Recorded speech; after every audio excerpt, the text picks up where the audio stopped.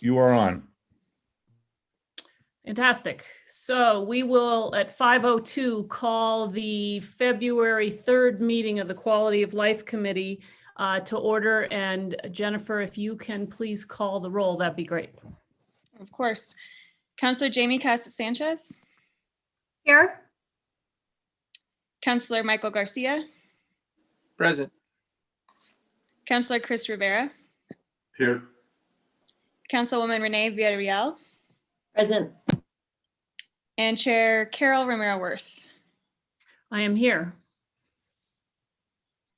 All right, we have a quorum. If we could get a motion to change, or to approve the agenda, assuming there are no changes from any of the committee members. Move to approve. Second.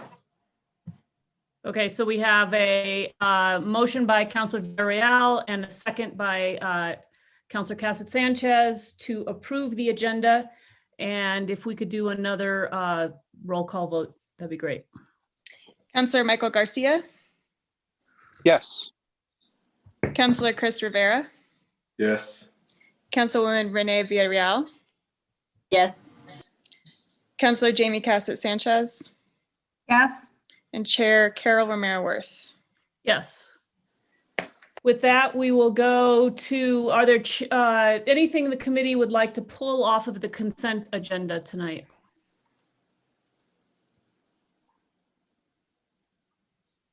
All right. Move to not approve seeing any- consent. Is there a Yeah. second? All right, we have a motion Second. from Councilor Garcia to approve the consent agenda, second from Councilor Villarreal. And if we could again call the roll on approval of the consent agenda. Councillor Chris Rivera, Yes. Councilwoman Renee Villarreal, Yes. Councillor Jamie Casas Sanchez, Yes. Councillor Michael Garcia, Yes. and Chair Carol Romero Worth. Yes. All right, with that, we will then go to, are there changes to the minutes from January 20th meeting of this committee? And if there are no changes, a motion would be wonderful. Move to approve. Second. We have a motion from Councilor Casas Sanchez, a second from Councilor Garcia to approve the minutes of January 20th Quality of Life Committee. One more time, a roll call on this item, please. Councilwoman Renee Villarreal, Yes. Councillor Chris Rivera, Yes. Councillor Jamie Casas Sanchez, Yes. Councillor Michael Garcia, Yes. and Chair Carol Romero Worth. Yes. All right, so with that, we move on to our discussion items, which I do not see any for action. So then we'll move to presentations. We do have 4 presentations tonight. I want to thank all of our guests who are joining us for what I think will be very informative presentations on some reports that have been worked on by a number of advocates in the community. We continue our focus on affordable housing as the council is working in this area and very interested in making sure we continue to address the great need for affordable housing in our community. With that, I would like to start with the first presentation. Tomas Rivera has joined us with the Chainbreaker Collective. He has a report entitled Evictions in the COVID-19 Era, a Threat to Family and Community Health in Santa Fe. And I believe he is, there you are. I believe he is on. Thank you for joining us tonight. I will let you take it away. Thanks so much, Tomas Rivera. Thank you, Chair Romero Worth and City Councilors. Let's see if I can share my screen with you here. And all right, a little bit not great at technology. Give me 1 second. No worries. Okay, so, oh no, there we go. So as you stated, for those of you on the call that don't know, Chainbreaker is a membership-based economic and environmental justice organization. We have about 700 dues-paying members, the bulk of whom are low-income people of color. And once COVID hit, it became very clear to us that a lot of our members were concerned with and facing evictions, and that was really rising to the top. So we wanted to get a sense of what that was, what the real threat was, and what we could do about it. So we partnered with several folks, including the city, and oh, I don't know what just happened, including the city, Alexandra Ladd from the Department of Affordable Housing, with UNM Law School, and with Health Equity Partnership, and the Human Impact Partners out of California that helped us do some data analysis. So we had initially intended to just have one report on evictions. However, given several different components, one, just the ongoing changing nature of the pandemic, and also the sort of political changes in political climate that were happening because of the election and the change of administration, we decided to break this up into 3 separate reports. So what I'll be presenting on tonight is the first in a series of 3 reports that sort of details what we came into and what we were at up until the end of the year. So that's the end of December of 2020 is what this report covers. And so the next report will be coming out in March, early March, which will deep dive into Santa Fe, some of the data that we weren't able to get up until now. We were able to work with some local some courts and release some data that we're going to able to analyze in this. We're also going to incorporate some of the COVID relief money data that we got from distribution of the eviction prevention money as well. So that's going to be coming out at the end of the, early March. But this report focuses on what we've known up until this point. Here are our partners again, and so really, some of this will not be news to folks on this call, but we really wanted to set the stage of what is the what we were walking to and what put people at risk pre-pandemic that kind of became exacerbated by what the COVID-19 pandemic. And so I don't know why this is so out of order. I'm sorry, that's actually not the slide that I'm looking at. So I'm gonna have to wing this a little bit. I'm sorry. No worries. Take your time. Okay. Okay, but I can take this. So Santa Fe was actually the first to enact a moratorium on evictions. As far as we know in New Mexico, maybe one of the first in the countries at all. And so that was, of course, Mayor Weber's emergency declaration that did that. And so we really wanted to highlight that because Santa Fe is very forward thinking in that way. And this is a good example of something very critical at a key moment. As you all know, and I think a lot of the folks on this call, Santa Fe takes a proactive approach to housing.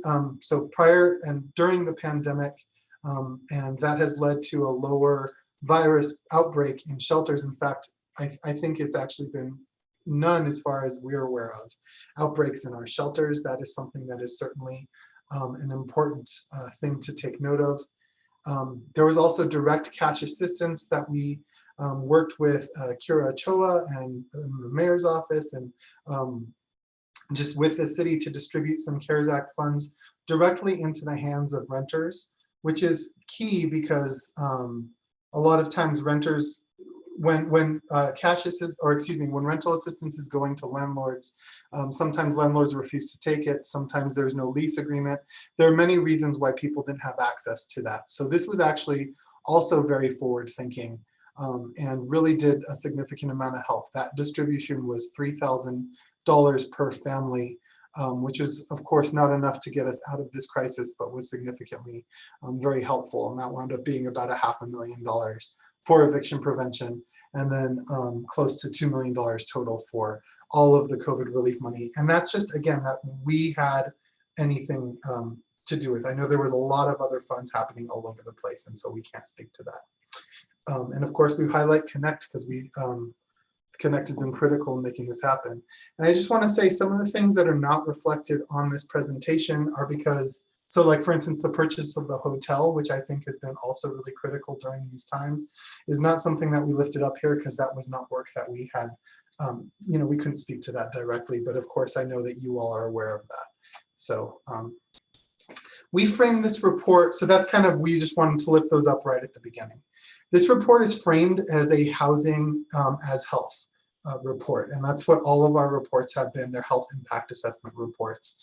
And I think that since the pandemic started, it's been much more obvious about how the connections between housing and health are deep. But we lift those up in this report, and we really tried to deep dive into what some of those direct effects are. And of course, since the pandemic, a lot of what we're talking about with folks is a lack of access to the limited resources that they had in terms of healthcare, on top of just an incredible assault on the mental health and emotional health of a lot of people, particularly on the front of this eviction crisis.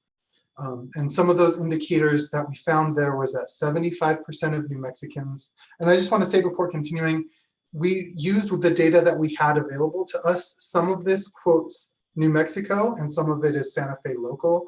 Again, the reports that are coming are going to go as much as we can more locally, so we have a better kind of picture of that. But you know, what we have for now, and there is some Santa Fe specific data, but we try to make it clear about where we're talking about what.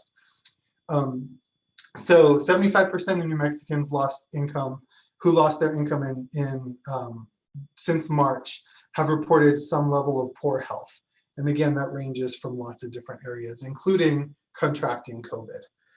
64%, so about two-thirds of folks who are anticipating loss of income also reported poor health. And so that's folks who have maybe come back into the job market or didn't lose their jobs, but are anticipating losing their jobs, or saying that they think that they're going to run into bad health in the future. And a lot of that is really about mental health and you know, things like increased suicide is what we've been looking at as well, unfortunately. But basically everybody who reported difficulty paying for their household expenses and their rent have reported poor health. So the correlation is very clear, I think, about health and housing, and particularly the effect of eviction, which is very well documented, which we do point out in this report as well.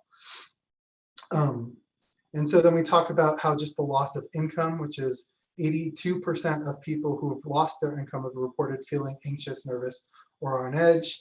And 75% of them can't stop or control worrying.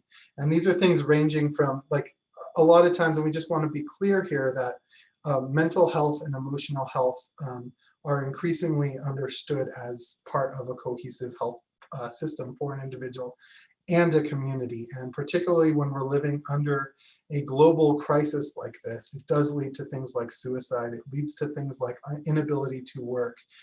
It leads to, unfortunately, things like abuse in the family, and also decreases health because people can't take care of their physical health. Like, you know, they can't, you know, they're more likely to eat unhealthy foods and access exercise, etc. So these are very key components in the health fields to understanding what is basically coming, right? So this report is kind of what is the front of the wave. We highlighted what are the actual moratoria in place. And again, this is changing basically from day to day, especially in the early parts of the pandemic.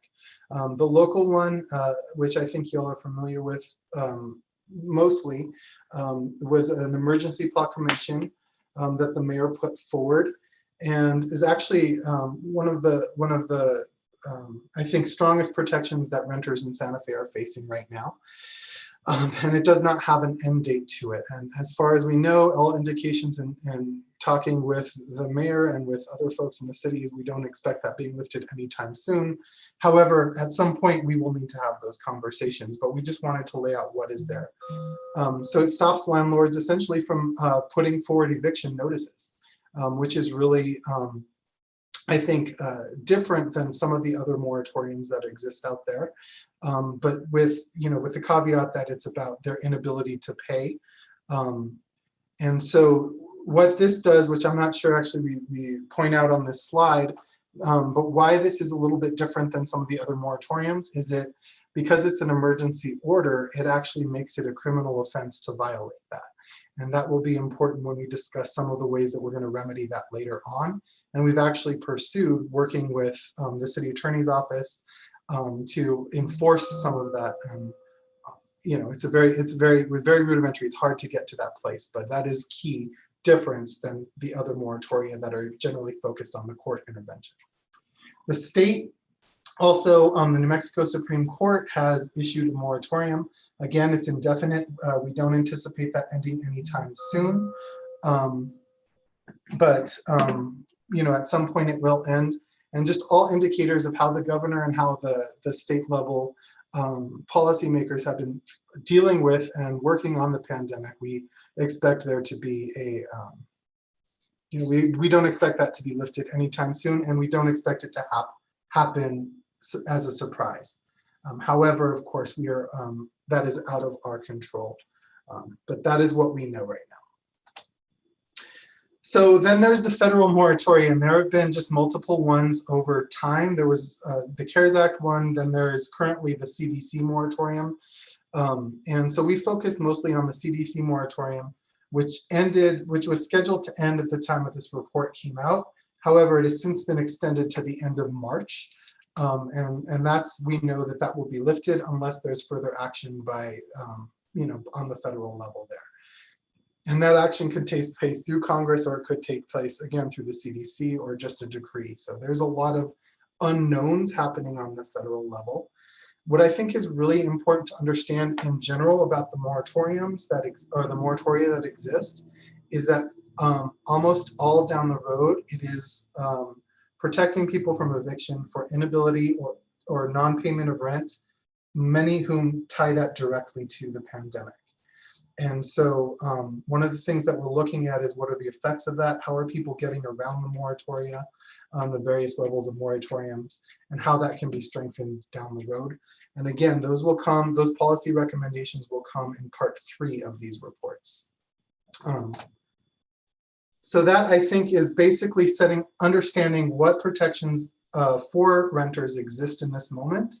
So we tried to find, okay, so what are the actual effects and what are the threats that are being faced in this moment? Again, it's really hard to find this data because everything is changing from one day to the next. Although now, for the last several months, we've been at least some level of stability that we have experienced, if you can say such a thing exists in the middle of a global pandemic. So what we found is that, and this is again not new, this is coming into the pandemic, half of Santa Fe's tenants are rent burdened or pay more than a third of their income on rent. So that is the HUD's definitions of what rent burden is.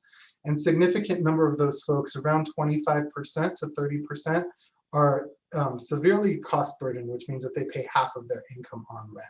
And so, we pointed this out knowing that folks are actually vulnerable to evictions prior to the pandemic. So that is one of the factors that we took into consideration here.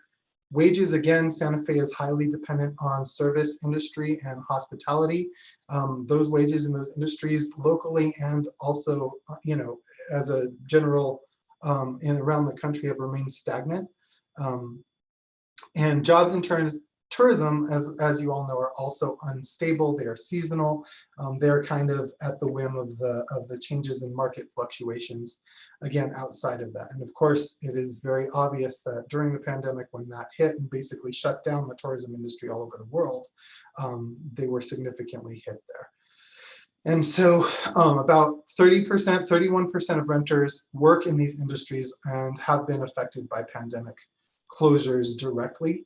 And what this data doesn't take into account is people who have been who are working under the table or have reduced hours, who are still working. This is about a third of people who have been significantly impacted by closures, either because a business went under or because they just laid people off or reduced staff. We've also seen rising housing costs coming into the pandemic and historic issues happening with displacement and gentrification happening in our neighborhoods. All of these put added pressure, or all of these are the pressures that existed on renters coming into the pandemic. And so as the pandemic started, which we identified as March, early March, or I should say just March, starting in March, because it was very early in March, we've seen about 58% of workers have lost their income or lost employment, which is, of course, quite staggering. 30% of residents have anticipated a loss of employment up until the end of the year.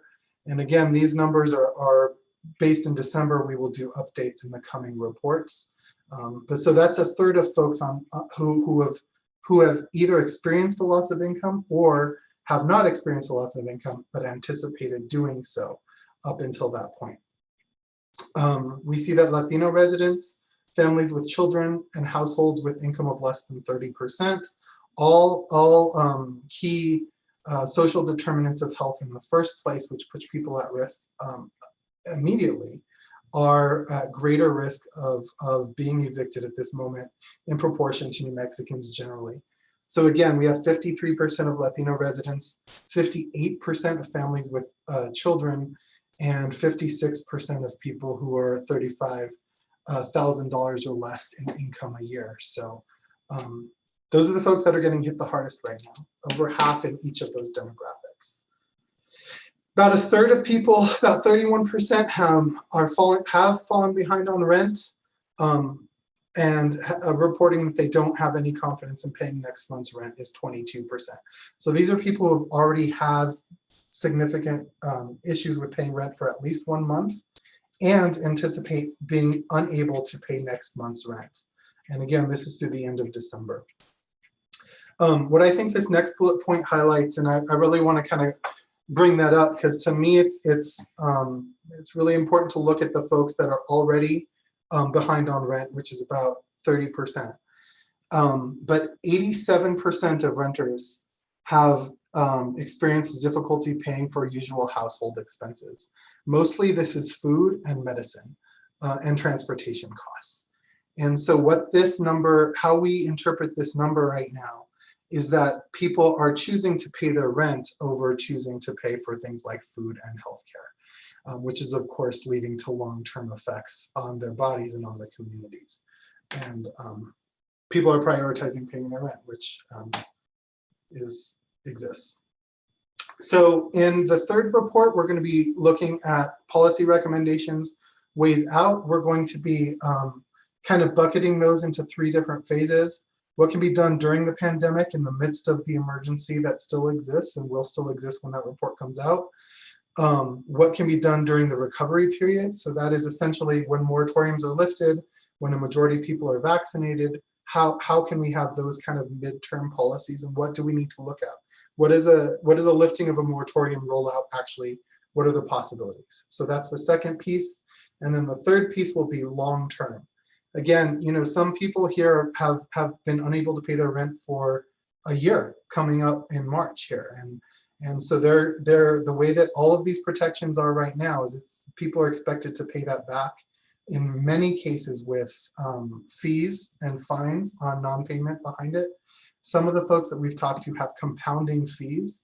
So they're paying a lot of money per month. So right now they're paying actually 10 fees per month on top of their rent. So we're talking about tens of thousands of dollars that people will be expected to pay when moratoria lift. And so we're starting to look at what has been in place in recent times, what are some actions that have already been taken that may be relevant to this. What we've highlighted so far in this report is the enforcement of short-term rental violations, not as criminal, but as civil enforcement. And again, why that is key is right now, we are very grateful that there's an enforcement mechanism for the emergency order of the mayor, because many don't have any enforcement mechanism. But we have that. Having it fall under a criminal enforcement mechanism is difficult to move forward. It's hard to, first of all, understand what that is. It's hard to convince a renter to work with the police against their landlord. In many cases, there's a lot of fear and apprehension to doing that. Again, we have been working with the city attorney's office. We will continue to do that. And in some cases that has been done successfully. We've actually stopped some evictions through that. However, almost immediately, people, in fact, we worked with city attorney's office, the police called the landlord, said what you're doing is illegal. If you pursue, you will face consequences. They stopped, and a week, maybe 2 weeks later, they sent another eviction notice, not for non-payment of rent, for other reasons, which are not covered by the moratorium. So looking at the enforcement of these is going to be key. And I think, we just kind of looked at the short-term rental. That's obviously, and that's been in headlines recently, and I'm sure on your all's minds. We looked at housing costs in there. One of the things that I think we need to be mindful of is another issue that this pandemic has caused is what people are calling a Zoom boom. And I would encourage you all to read an article in The Guardian that highlights Santa Fe. And I think that there's quotes from people who are going to give later presentations here about that. But a lot of folks are fleeing larger cities, coming to places like Santa Fe. And Santa Fe is, of course, a hot market, even during the pandemic for this. So we're going to look at how that might increase displacement pressure and on the renters that are particularly vulnerable right now. And so, of course, housing costs being high in Santa Fe is not new, but that uptick is starting, is definitely an effect of the COVID crisis. So all in all, I think the main takeaways from this is we're trying to look at, so we need to identify what is the actual risk here. It's really hard to tell. We've tried to, these are some of the factors that we've looked at for what we think might make people vulnerable. We found that about 5,700 renters right now are poised to be evicted when the moratorium ends. So another way of thinking that is that 5,700 people are being protected by some level of moratorium, the state, the local, or the federal. Again, particularly the local one is the one that we're mostly focused on. We think that it's where we have enforcement mechanisms. But that is significant. And we are trying to be as conservative with these numbers as possible because A, we want to be real. B, we want to not be alarmist about it, but we want to present a real, we want to understand fully what we're up against. So that's where that number that we came from of 5,700 folks. We also looked at other cities that have ended their moratoriums. There's, for instance, in Texas, we looked at Austin, where moratorium suddenly ended. We see an almost immediate spike in evictions and almost immediate spike in COVID cases there. And so we're going to be looking at that as well in more detail to understand what that looks like. Now, of course, with vaccine rollouts, we don't actually know, but we're going to do our best to fully understand the big picture there. And then again, by the end of the year, 55% of residents expected loss of income in December 2020 moving into the new year. So we're going to look and see what actually happened there and what happens sort of in the first quarter of 2021. 27% of renters in New Mexico expressed that they feel like they're somewhat likely that they'll be evicted. So what I think that we need to look at here is that folks are saying, about a quarter of renters are saying, we think we're going to be evicted by the moratorium when the moratorium ends. We've actually identified a much higher number. So people are actually conservative, and I would say that people are actually hopeful that there are things that are going to be able to protect them. That has to be a combination of policy, of financial support, and doing things like negotiating with landlords. So we're going to explore what those possibilities are on all levels and try to present them in the third report in terms of recommendations. What I want to highlight just before I wrap is the biggest takeaway from me and how we're thinking about this for our work at Chainbreaker and how we're moving into the next reports is a lot of these numbers are different, but they tend to be sort of hovering right around 50% of threat and 30% of renters out there. And so I like to try to kind of just bundle it for myself so I can wrap my head around it.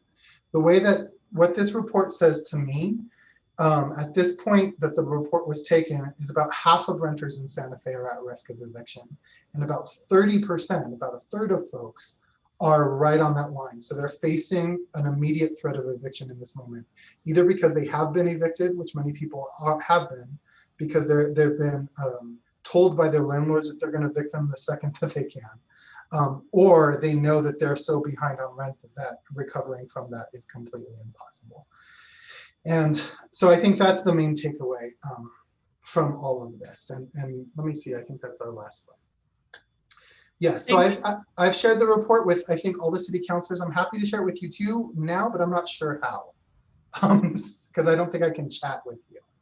Yes, so if you can maybe stop sharing your screen and we'll go to questions from the committee. Tomas, thank you very much for coming tonight and sharing with us the beginning of these studies that that your group and others are undertaking. We do have a number of questions. I'm just going to take them on the order that they appear on my column because I didn't quite see who went when, but Councilor Garcia, I do believe your hand up was first anyway, so. Thank you, Madam Chair. And thank you, Tomas, for the thorough presentation. I really appreciate it. I think a lot of what you presented on, you know, we did know about, but it reinforced the situation that we're currently in, but also it reinforced the situation that's ahead of us. And it's multiple fronts. It's, you know, as you mentioned, the Zoom boom, which is a real challenge that I think we're going to have to address here, and how that impacts the housing crisis we're currently in.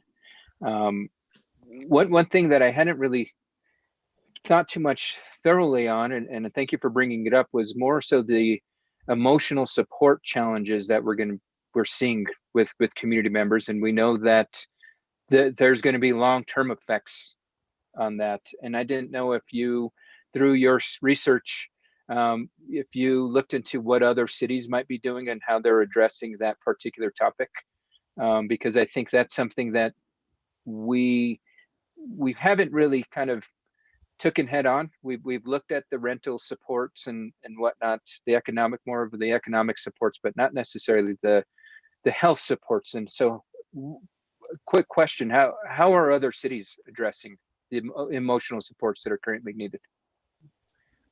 Thank you, Chair Meadoworth and Councilor Garcia. That's actually an interesting question. I think that we've looked into what the effects are, but the solutions for it is something I think we can include in the recommendations and look deeper into it. I don't have that information for you now, but I can make sure that we include some of that in the report. I know that folks are doing work on that for sure, so we can definitely include that in future reports. Okay, no, that'd be great, just because I think this is, as I mentioned, this is a challenge that's going to be long impacting our community past COVID. And I think we want to be able to look at it in a sustainable manner. How can we support our community long-term, long after COVID is way behind us? But thank you so much, Tomas, for the presentation. I really appreciate it. And I look forward to the oncoming recommendations. That's all I have, Madam Chair. Thank you so much. All right, thank you, Councilor Garcia. Councilor Cassett Sanchez, you're next on my list here. Thank you, Madam Chair, and thank you so much, Tomas, for this presentation.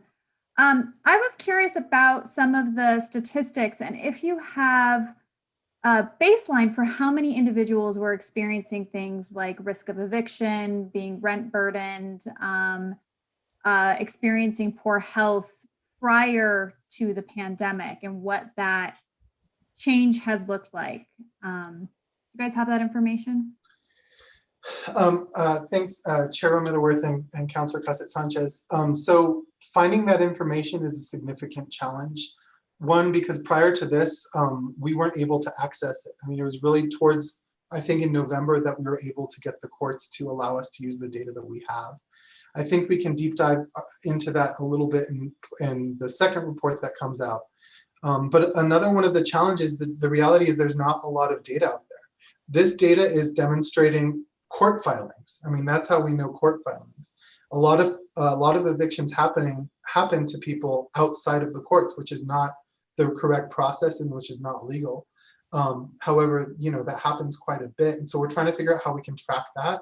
I think our policy recommendations will include ways of helping us to gather some of that data as well. I think there are some solutions that we know of that might give us access to that data, but also create other accountability and enforcement mechanisms on that as well. But I think that the short answer is very little of that data do we have beforehand. But the second report will dive into a little bit more of that.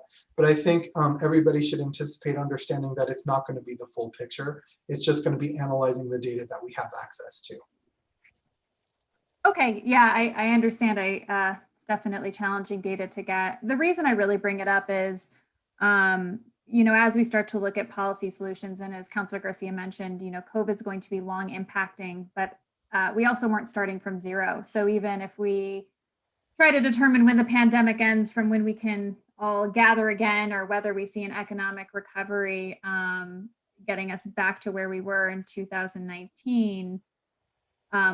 Really looking at solutions that are recognizing that while COVID exacerbated so many of these issues, that they were already very prevalent in our community to begin with. And so some of the emergency work that we need to do absolutely is necessary, but looking at some of those long-term solutions that are addressing the root causes and the challenges that were there before. So I'm hopeful, and I would expect just from my conversations with you in the past that will be there, but that would be something that as you are developing those policy solutions and suggestions, that I would be very interested in hearing more about. Thank you, Councilor. We'll definitely include those in the coming reports. Yeah. Great. Thank you so much To again. the extent that we can. I understand it's hard data to get, but thank you so much. I really appreciate the work that you are doing in this area and gathering that data and getting this information. It is very hard to track down, and there are so many different moving pieces that we have to look at. So I look forward to continuing to have this conversation with you. Thank you. Great. Councillor Villarreal, you're next on my list. Hi, Tomas, good to see you, even if it's on the screen. And thank you for the presentation and for your team to put the actual report together. It was eye-opening, it wasn't surprising, it's frustrating, and there's a lot of points that you brought up that I feel like I'm constantly grappling with, like, how does this work? How do we make that better? How do we do this? But I do wholeheartedly agree that beyond the time frame that for the eviction moratorium, that we need to think of that being extended past the time frame that we see health implications. So when things kind of die down in terms of numbers and we don't consider it a health crisis anymore, there's this economic crisis that is already in process, and it's going to start really opening even wider, I feel like. So the need to extend a moratorium for evictions, I think, really needs to occur beyond the time frame that we're thinking about health. So that in itself, I think, is something that I don't know if that comes in the form of an emergency order or how the council can facilitate that and support that. So I'd be interested to hear more about that. I think the other thing on your report that was I consistently struggle with is the regulation of landlords. And as you had said in the report, the city of Santa Fe does not license or regulate landlords. So I'm thinking, like, who does? Who does that right now? Do you have any information about that, Tomas? Like what people do when there's issues with landlords? And this comes up against us all the time. I get questions from constituents about it. There's New Mexico legal aid. It's very limiting. So do you see of other ways that there's support for the landlord-tenant issues that we experience in the city?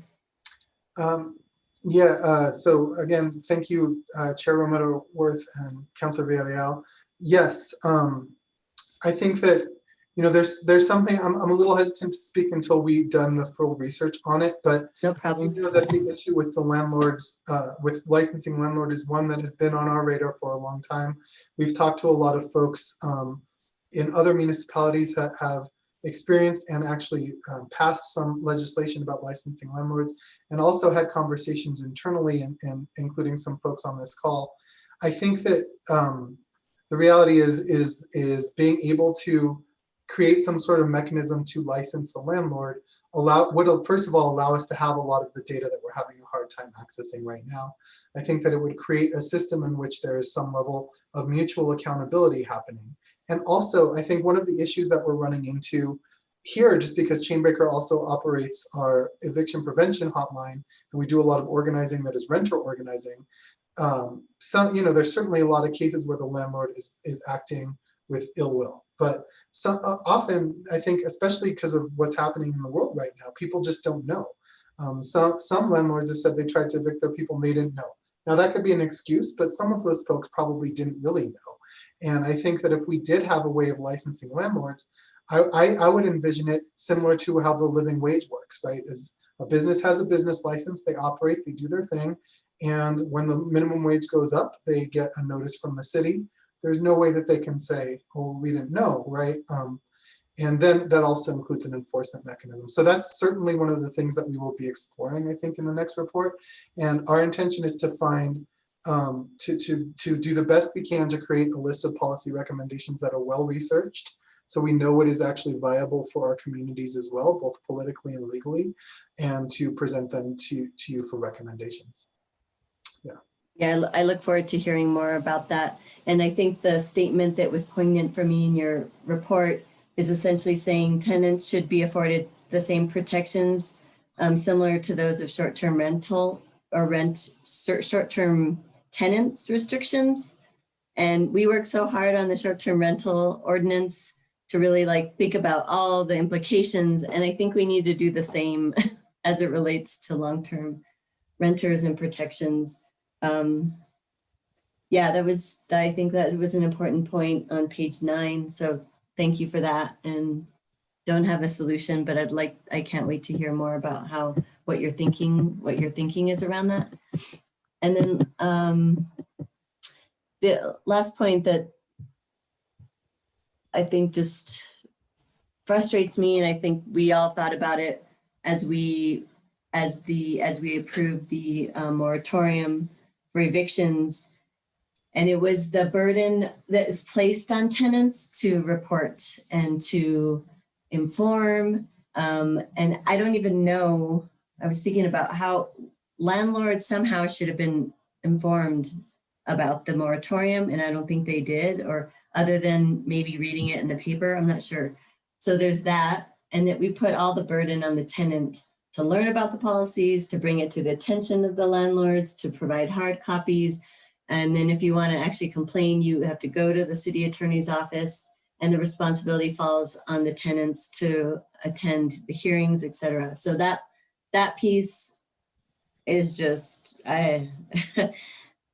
it's already hard enough people working multiple jobs to be able to have to jump through hoops. And so I'm wondering also if your report would talk about how we can do better, and then also requiring a concerted effort, not just from the public sector, but nonprofit, possibly public sector, a collaboration of education and outreach around this as we continue forward with the moratorium.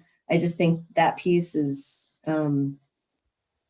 crucial. And if you have ideas of how we can expand that education, but also just the requirements for landlords and understanding the rules. And yeah, I just think even into the future, your idea about licensing landlords, it's going to be important about how we communicate that and then also enforce it. So I don't know if you had any points about the educational piece of that. Sure. Thanks again, Chair Meadoworth and Councilor Villarreal. Yes, I think that some things are already in the works, right? So the report, we want to be, as we want to do our due diligence on it, before we publish. But we have been doing significant outreach, and we've been partnering with several departments with the city right now. Again, we've been in lots of conversations with the Affordable Housing Department, with Alexandra Ladd, who has contributed to this report and has, of course, contributed to a lot of good work around housing in Santa Fe, and trying to tackle this issue.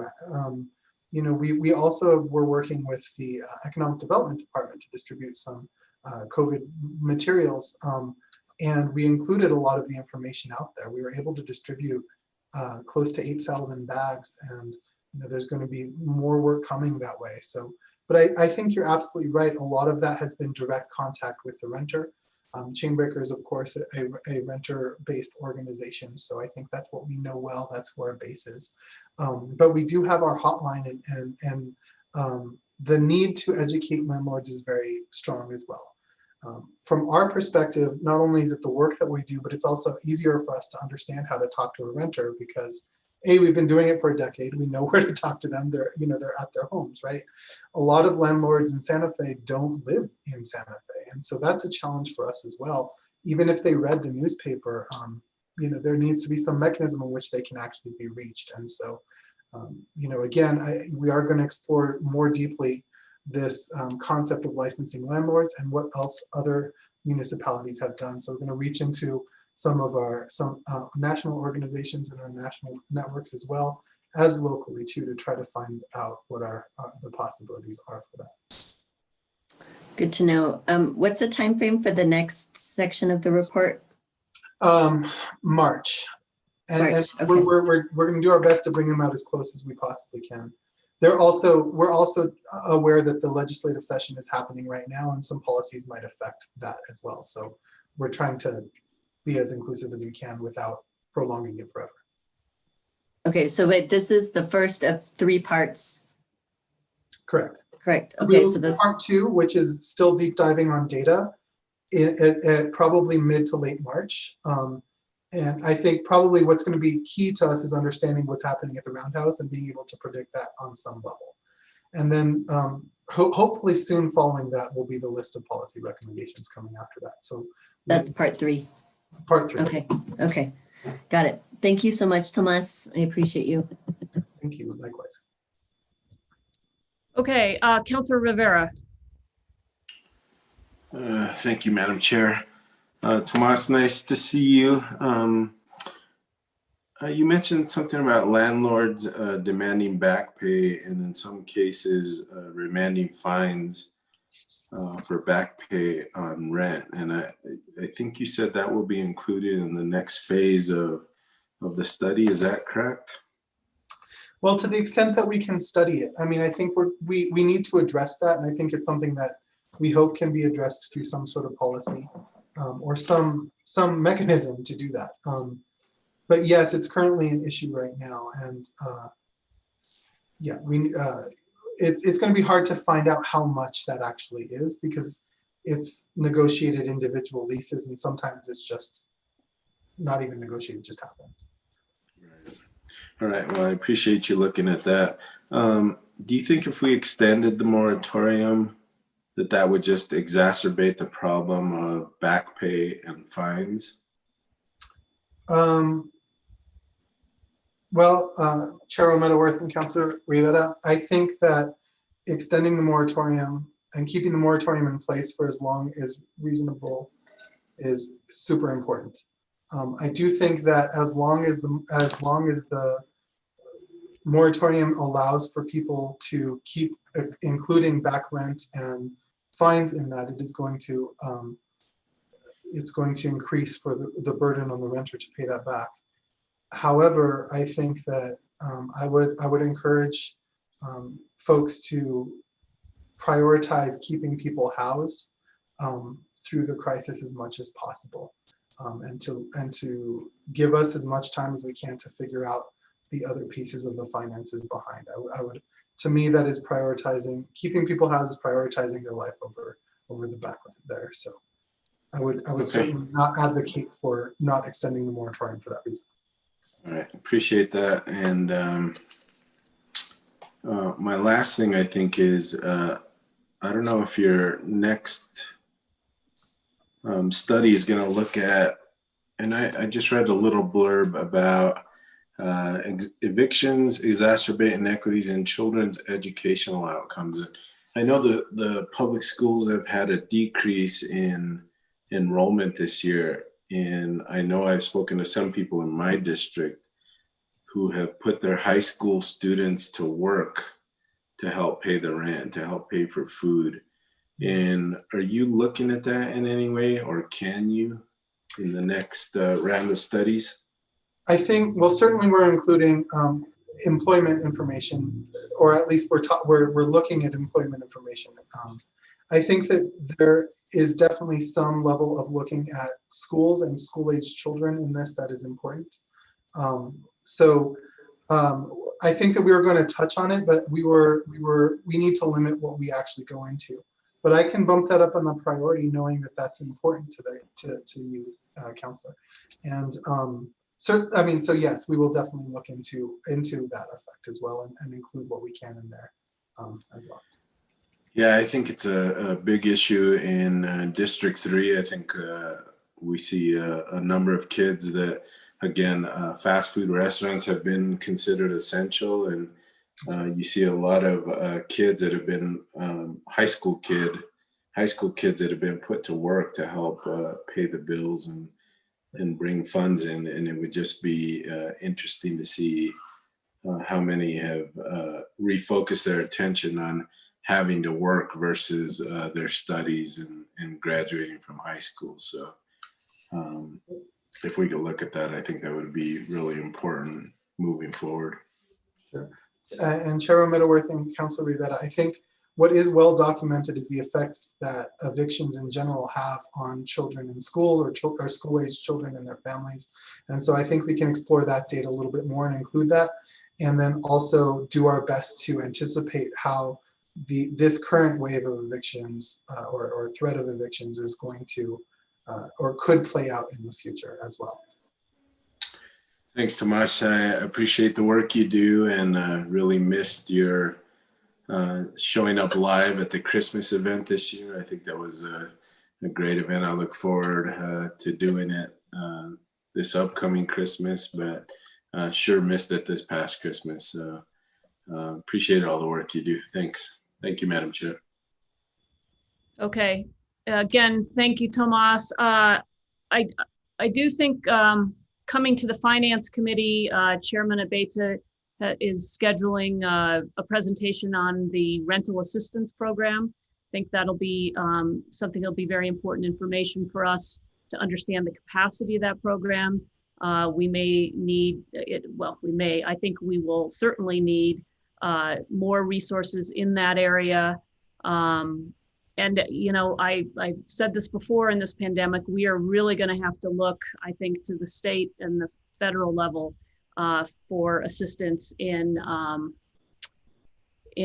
dealing with this problem, because it's you know, it seems like it's a cascading thing, and I don't know if there's a way to get a handle on that, but all those landlords who have not been paid, to the extent that they are in our community, what is that doing to their economic situation, and how does that, you know, impact just sort of the greater economy of the community? So this is a big problem, as you pointed out to us, and we're going to really have to look at it very seriously, because it has such a wide impact to those who need housing, and then to the wider community at large. So thank you for your work. We look forward to the next reports. Thank you, Chair Romero Worth. And just in closing, I think I want to just clarify that the recommendations that we're putting forward will be Santa Fe specific, but our intention is to, as much as possible, make them so that they are replicable and that they can be adapted to other communities. And as you said, there are definitely issues that need to be addressed on higher levels. So we want to make them so that they can be expanded and adapted at least to the state level. So that is definitely on our mind as well. Great. And just so you know, your report was included in the packet to the community or to the committee. So you don't need to worry about you know, sending it another way. We all have it. So thank you for that. Thank you so much. Okay, we need to move on. We have now, we're going to dive into the Affordable Housing Trust Fund. At our last committee meeting, we had presentations about that fund, about what it does, why it's important. And now this evening, we have two presentations about how we, different paths to figuring out how to create a stable funding source, and perhaps a diverse portfolio of funding sources that would help us sustain a particular level that could be counted on year to year. I believe we heard in finance Monday night about the importance of having that money there, why it's important to have it consistent and at a sustainable level, and what was really emphasized there is how that money can be leveraged to get other sources. So tonight we have a report entitled A Path Home, Funding the Trust Fund. Michael Barrio is here with us, the Executive Director of the Santa Fe Housing Action Coalition, and Daniel Werwath, the Chief Executive Officer of the New Mexico Interfaith housing group. And I just want to say, this is an area we are all very interested in. I always reflect that this was something of funding the Affordable Housing Trust Fund was something I ran on when I was running for election. I'm pleased that we are now beginning to explore the ways that we can do that and to add to all the work that the city is doing to help us tackle the affordable housing problem that we do have in this community. So thank you, Michael and Daniel, for being with us tonight. I believe you're gonna do a slide deck as well, correct? That is correct. Great. I'll go ahead and share my screen. Take it away. Okay. So let me get my screen up here. All right. Can everyone see the first slide? Excellent. All right. Good evening, Madam Chair and members of the committee. First, thank you so much for engaging with us on this issue, and of course for providing this forum a focus. It's really important.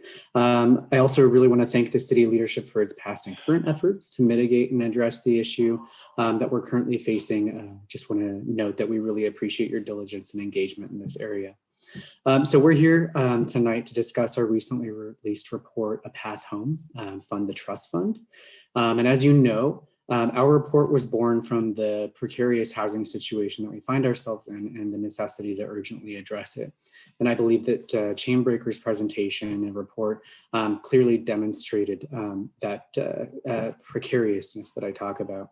And so as we've shared in the past, we believe, obviously, that the city's Affordable Housing Trust Fund is the best and most flexible tool we can leverage to actually address the housing crisis. And to that end, we've published the report that each of you have now.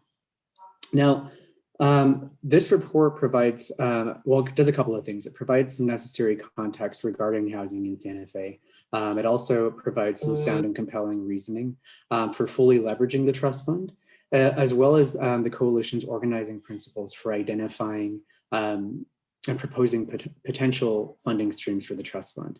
It also, of course, includes an outline of potential funding sources that can be tapped in the short, mid, and long term. And just a quick note about the solutions that we outline.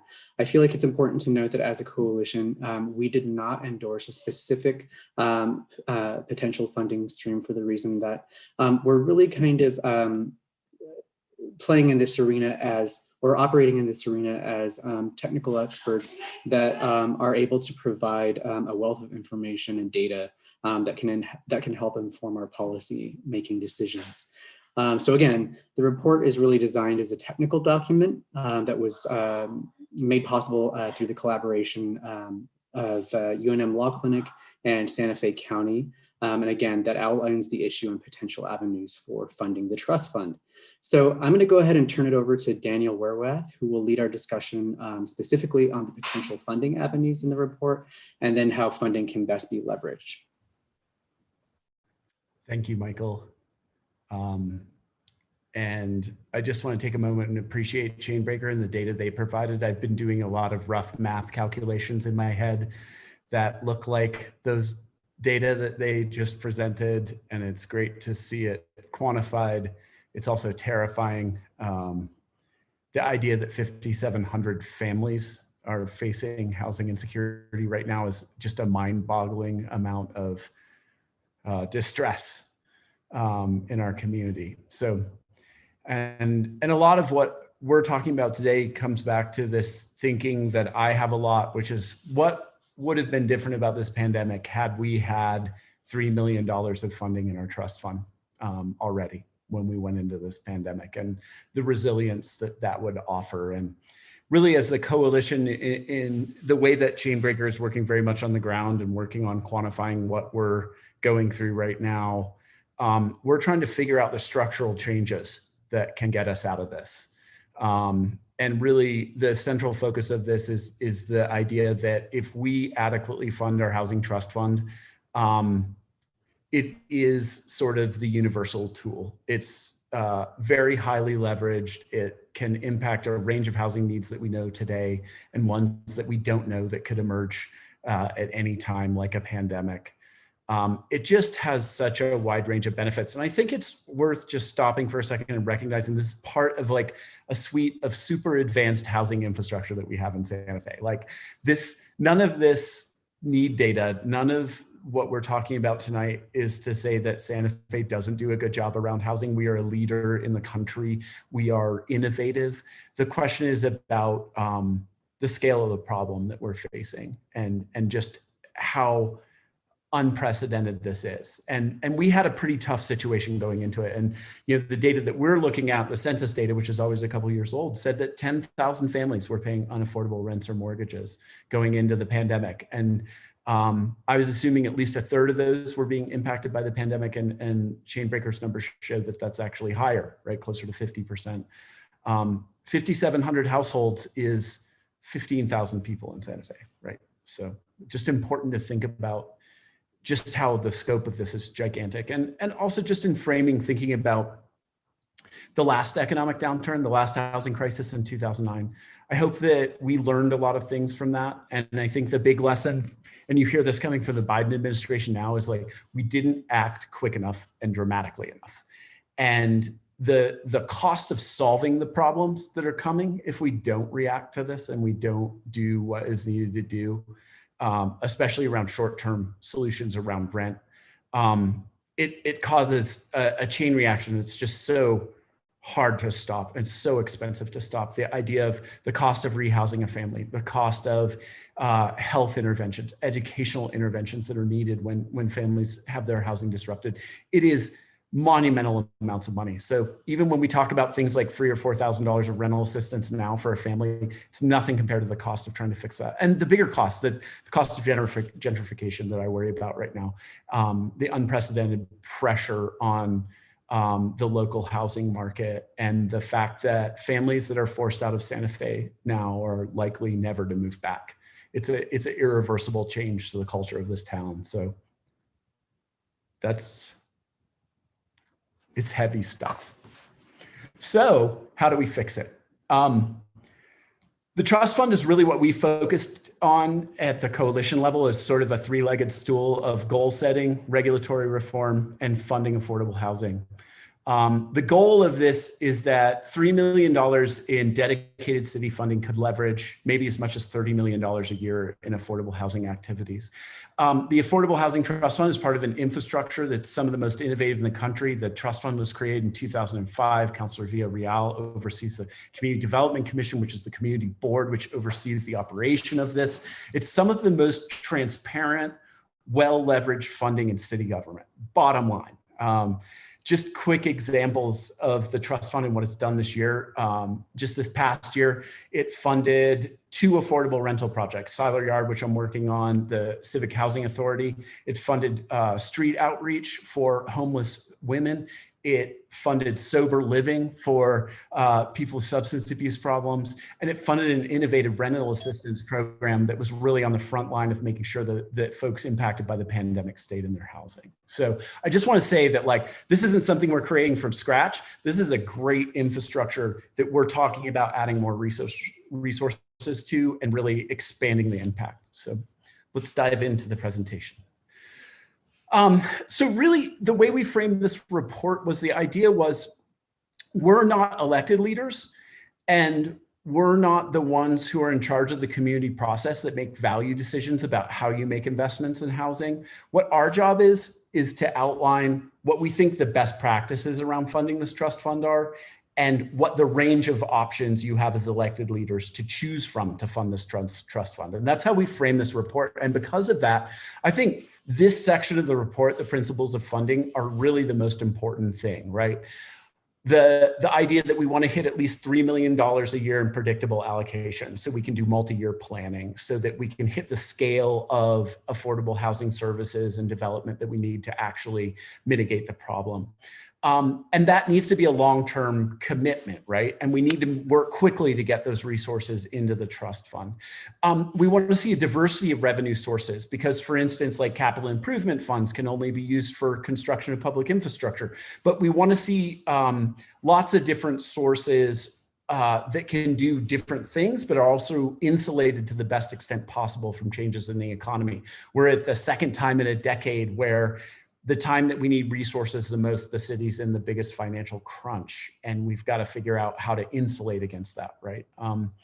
But also that we want to think about these investments in a strategic framework, and that we need to not just put more money out there, but we need to create goals for what we want this money to do. So you as elected leaders can make better decisions about programs, policies, and investments. So we know what we're trying to create, what we're trying to impact. And so tying that to goals. And then to the best extent possible, creating a nexus first, right? Creating revenue sources from the things that cause our affordability problems. And if that's not possible, then the most equitable funding mechanisms possible, right? So that the cost of these solutions is borne as equitably as possible. Next slide. So we broke down these potential funding sources, and these are just examples of some of the ones. And this is the sort of short-term triage suggestions. And they really range from things like setting aside a portion of gross receipts tax. I think, a counselor introduced an idea around setting aside gross receipts tax from short-term rentals. That would be an example of sort of a nexus solution. Short-term rentals impact housing affordability and the availability of long-term rentals for Santa Fe. And so there's a nexus there between cause and effect. But again, and then the other side of the spectrum is something like a property tax mill levy or a bond that's based on property taxes. That is equitable. It's paid by everyone incrementally. And so those are just a couple examples of sort of how short-term sources work, and the idea that there's also things like capital improvement program funds, right? We use CIP money mostly to fix public infrastructure, but we could even set aside a piece of that to fund affordable housing. Seiler Yard's a great example, right? Like, we got public infrastructure money from the utility department. That money made our project possible, which means we're going to pay $1.02 million in gross receipts tax to local governments, right? And so, like, the thing that's different about reallocating money for affordable housing is it has all these other financial impacts that really structurally change sort of the problems that you face as elected leaders around how do we fund this or how do we fund that with ever shrinking resources? Well, we need to retain workers. We need to stop spending money on down the road interventions and make sure people have the most basic housing. And at the end of this, we can handle questions on any of these specific solutions, but I'm gonna just kind of move through these really quickly because, again, the principles are what I think are important. The specific examples are just more things for you to dig in longer term as the process of decision making and community input happen. And it's important to note that there are some current discussions, as the committee knows, that are happening around some of these items that we have listed in the short term. So yeah, I think it's worth noting for everyone. So as we mentioned, the range of potential funding sources are broken down into 3 different levels, and those are sort of short-term triage, things that could happen right now as a basis of council action or reallocation of existing resources. And we also had midterm and long-term solutions. Midterm looks at, if you go back to midterm real quick, just so I can, we motored. So midterm solutions just take a little bit more time. They're a little more complex. They maybe are a 2-step process, right? Where like a general obligation bond, right? The city would need to put that onto a ballot, and then voters would have to approve that referendum. So it's a 2-step process and it's contingent. Things like a real estate transfer tax that we attempted in 2009 but was defeated, or a new tax on short-term rentals, right? We could we could levy new taxes in certain situations. But a lot of these are emerging areas of policy. So they're a little more complicated, and that's why we put them in the midterm solutions. And then the last section are long-term solutions, and these are really speculative or require changes in state law.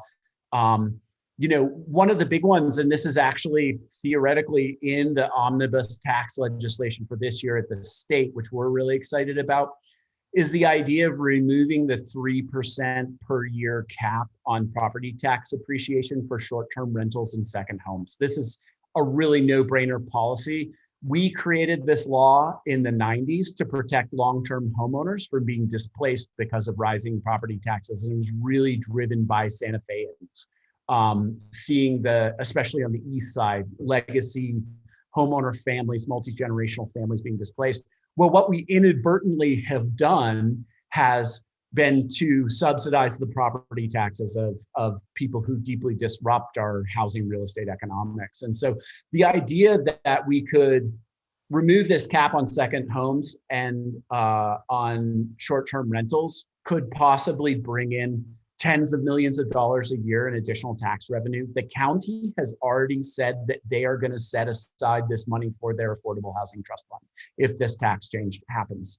And we'd love to see similar policies at the city level to just earmark this not yet realized funding. And I realize the city gets a small portion of property tax funds, but given the scale of this funding, this will be not insignificant. And I would love to see proactive work, if even just a resolution for the city to say, if we get this extra money, we're going to set it aside for housing, because it's just such a no-brainer. Other things are like,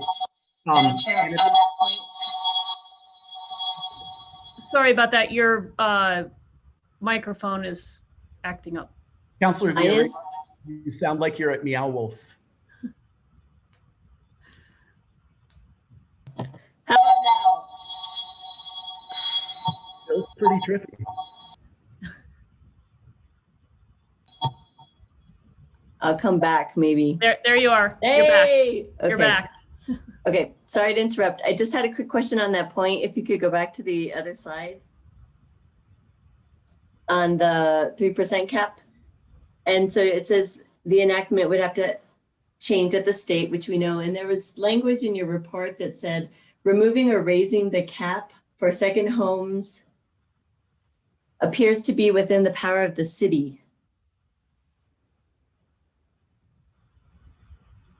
I'm not sure. It's on page, I was just trying to figure what that meant. On page 14 of the report. And so I realized it was state related, and that the portions that would come from that change, we could allocate and support for city efforts. But in the report itself, it said that it was within the power of the city. I didn't know if that was a typo.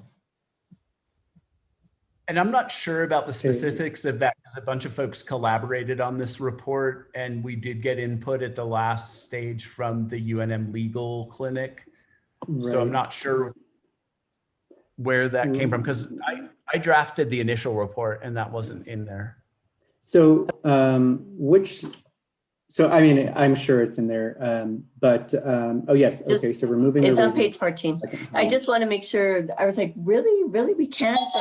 But maybe that's inaccurate, it's not matching what you're saying here, but I am interested in learning more about what, if you could send us the county resolution that makes a statement that whatever is decided for that 3% property tax cap fix, which is what it was, is a fix, whatever that, how that influences and supports any future revenues that we could support for affordable housing.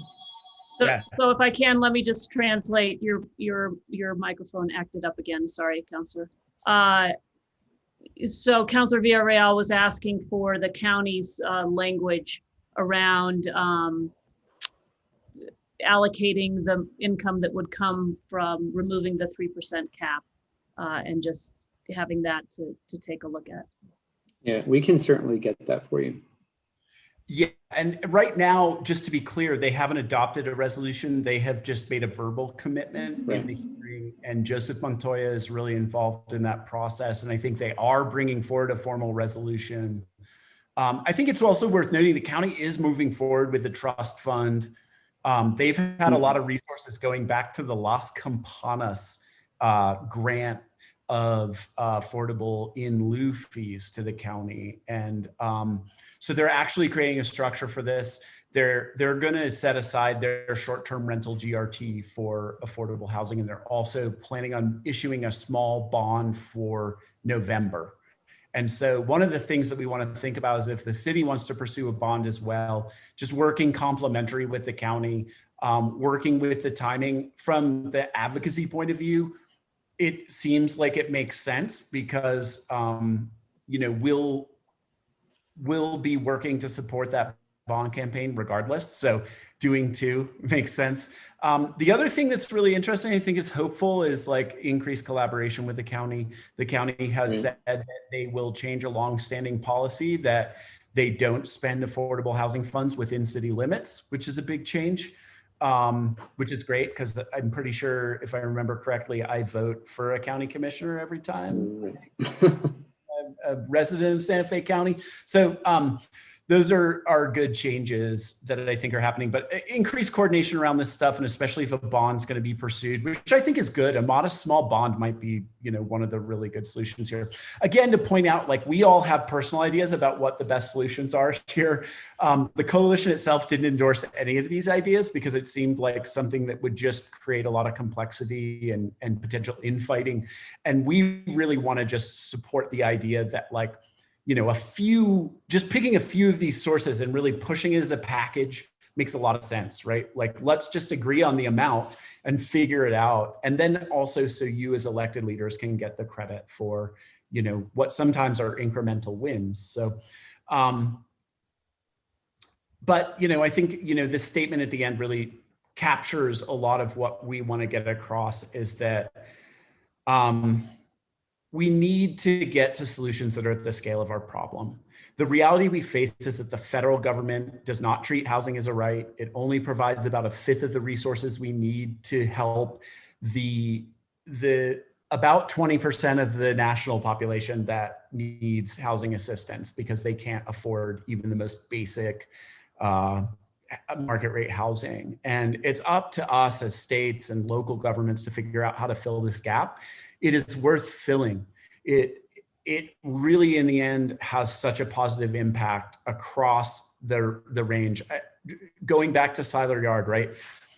The city donated a piece of land, $400,000 to that project. It has leveraged an $18 million project, dozens of jobs, over $1 million in gross receipts tax revenue.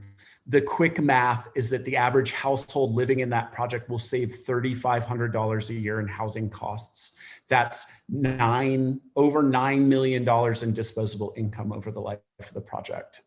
So like these are like the rising tides lift all ships investments. This is like no other type of decision you as elected leaders make in terms of investing local funds.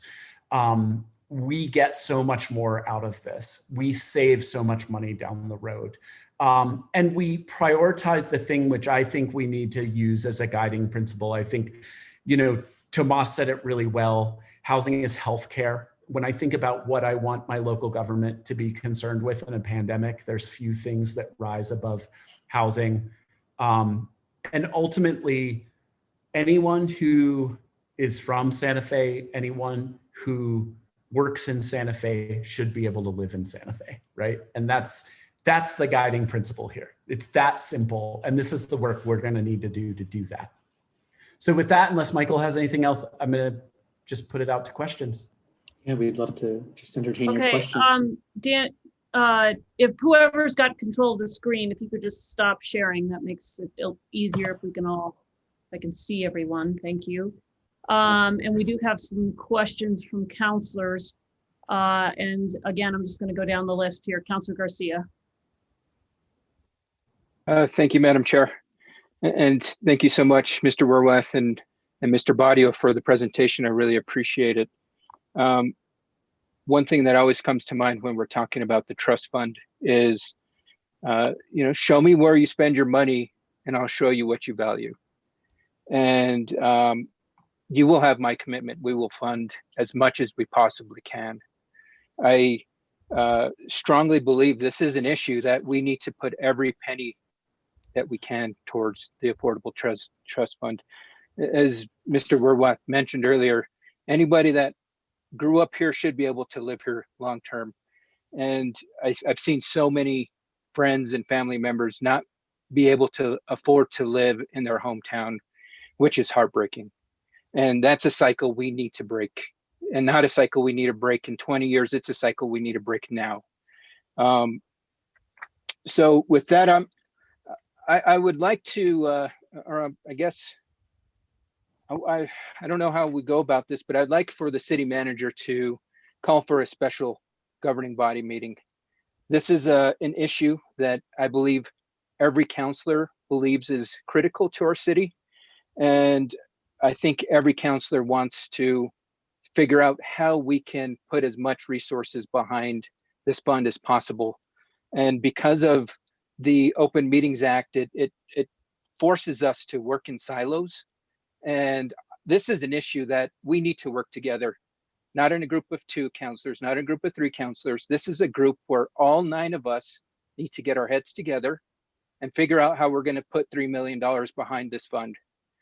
We can do this. I mean, as we debated the gross receipts tax that Councilor Vigil Koppler proposed back in December, I mean, that was $100,000, and we were figuring out where's that going to come from. I mean, as I said back then, we can figure it out. Get us all in a room together, give us the goal, and we'll figure out how we're going to get to that goal. It's critical that we do that right now. So with that, you have my commitment. We're gonna get as close to $3 million as possible.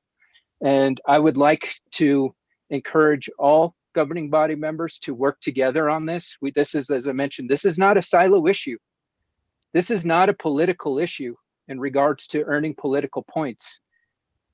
This is human lives we're dealing with. We need to work together on this. We all need to come together, figure it out, and figure out how we're going to put long-term sustainable resources towards this.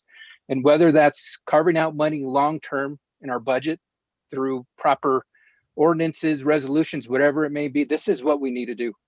And I guess that's something, like I said, that's why we need to have a special meeting with all of our councilors. I guess question for Mr. Badio and Mr. Werwath. Given that the challenges we're seeing are mainly addressing pre-COVID, and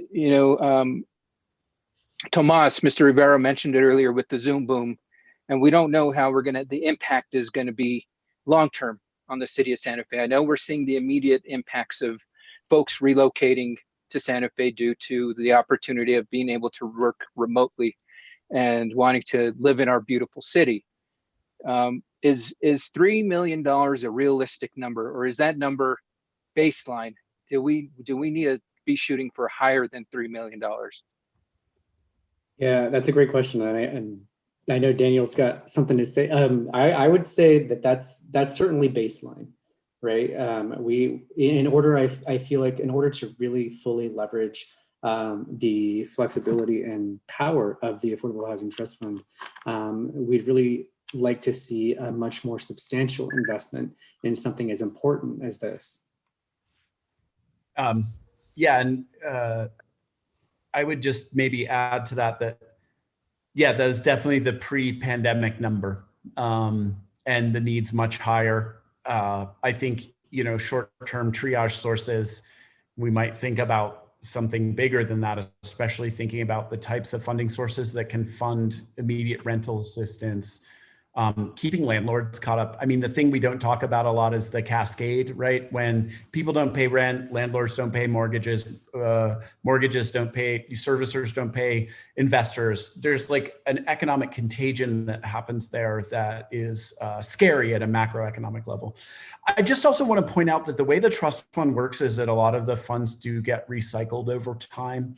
And that, you know, there may come a point where we have enough vested resources in the trust fund that, you know, sources could drop during an economic downturn, but we have enough recycling sources, you know, so, you know, front loading makes sense and then it can taper, right? That's another way to think about this, that we put in more money at first and then less and less over time as we build up a bigger portfolio of resources, right? Like right now, the trust fund is exclusively funded with fees in lieu and recycled funding from previous affordable housing investments. And certain types of investments don't recycle, like rental assistance payments. We don't demand that back. Down payment assistance, when we help someone buy a house, when they sell that down the road, they pay it back. We could do foreclosure assistance programs that work like that, right? Where we say, we'll pay your back mortgage, we'll put a second mortgage on there, and down the road when you sell your house, you can pay that back into the trust fund. And that'll go to help some other family. And if nothing works and you end up foreclosing, that lien position actually gives the city the chance to acquire that house out of foreclosure. So there's like a lot of innovative tools that we could do. The other thing I'd just say along with this is we just want to be acknowledge staff capacity in all this, right? That like, you know, the housing department is managing so much right now. And that if we give them more resources, we also have to think about, you know, as you guys go into the budgeting process, thinking about the staffing and capacity there to let them do the work they need to do proactive planning, goal setting, manage these funds effectively. And one of my hopes is that, you know, the thing that we didn't touch on about the trust fund that I think is really important is that it meets the needs of all people living in our community. It has higher income levels. It can serve people regardless of immigration status, unlike federal funds. And as we've seen with some of the challenges with our federal funds reporting requirements, our local funds are much less burdened. And the idea of having enough funding in the trust fund means that we could put our federal funds into 1 or 2 or 3 projects and make that part a lot easier on the city, the chance of funds being recaptured a lot smaller. So there's just so many benefits to this, but, you know, to go back to the core question, you know, to us, 3 million is definitely the baseline. It would be roughly doubling the amount of affordable housing stuff that we do currently, whether it's services, building housing. And that's the minimum scale that we think we need to like keep our foothold. The impact of the pandemic, the relocations here, you know, and the thing to think about is that we need to do more than just this, right? There's regulatory changes. We got to make sure that there's enough housing for everyone that lives in Santa Fe, that wants to live in Santa Fe. There's no way to keep people from moving here. I try and remind myself that it's a reaffirmation of what a lovely place we live in. But at the same time, if we don't build enough new housing to absorb those people, they're coming for our apartments, they're coming for our houses, and they're gonna price us out, especially with people, so many families facing wage loss. It's just, you take the cash out when you do, whether you're an owner or renter. So I think we should think of it as a minimum.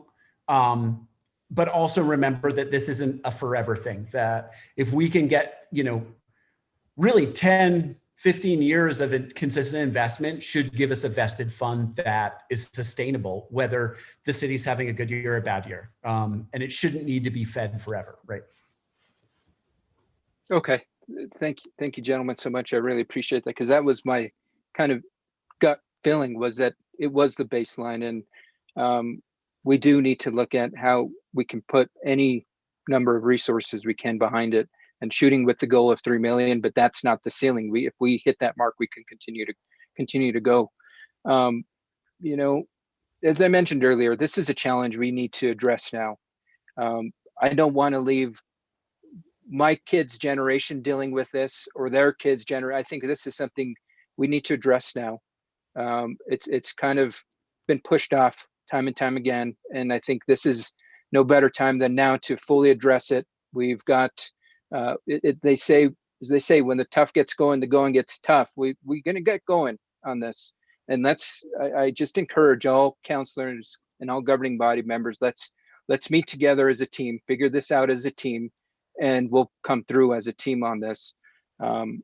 With that, thank you so much, Mr. Badio and Mr. Rueth. I really appreciate all the time and effort that you put behind this.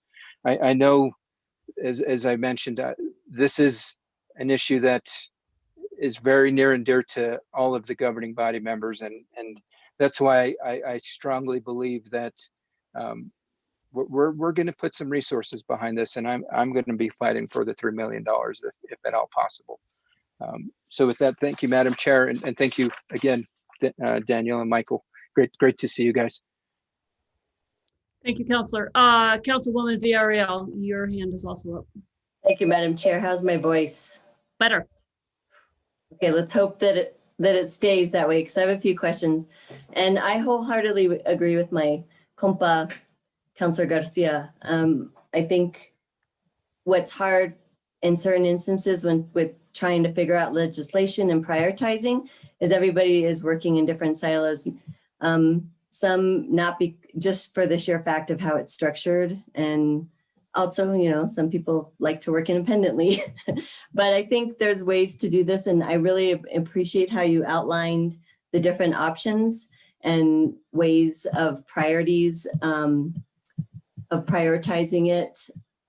And I just had a few questions about some of the things, just like where you were going with that.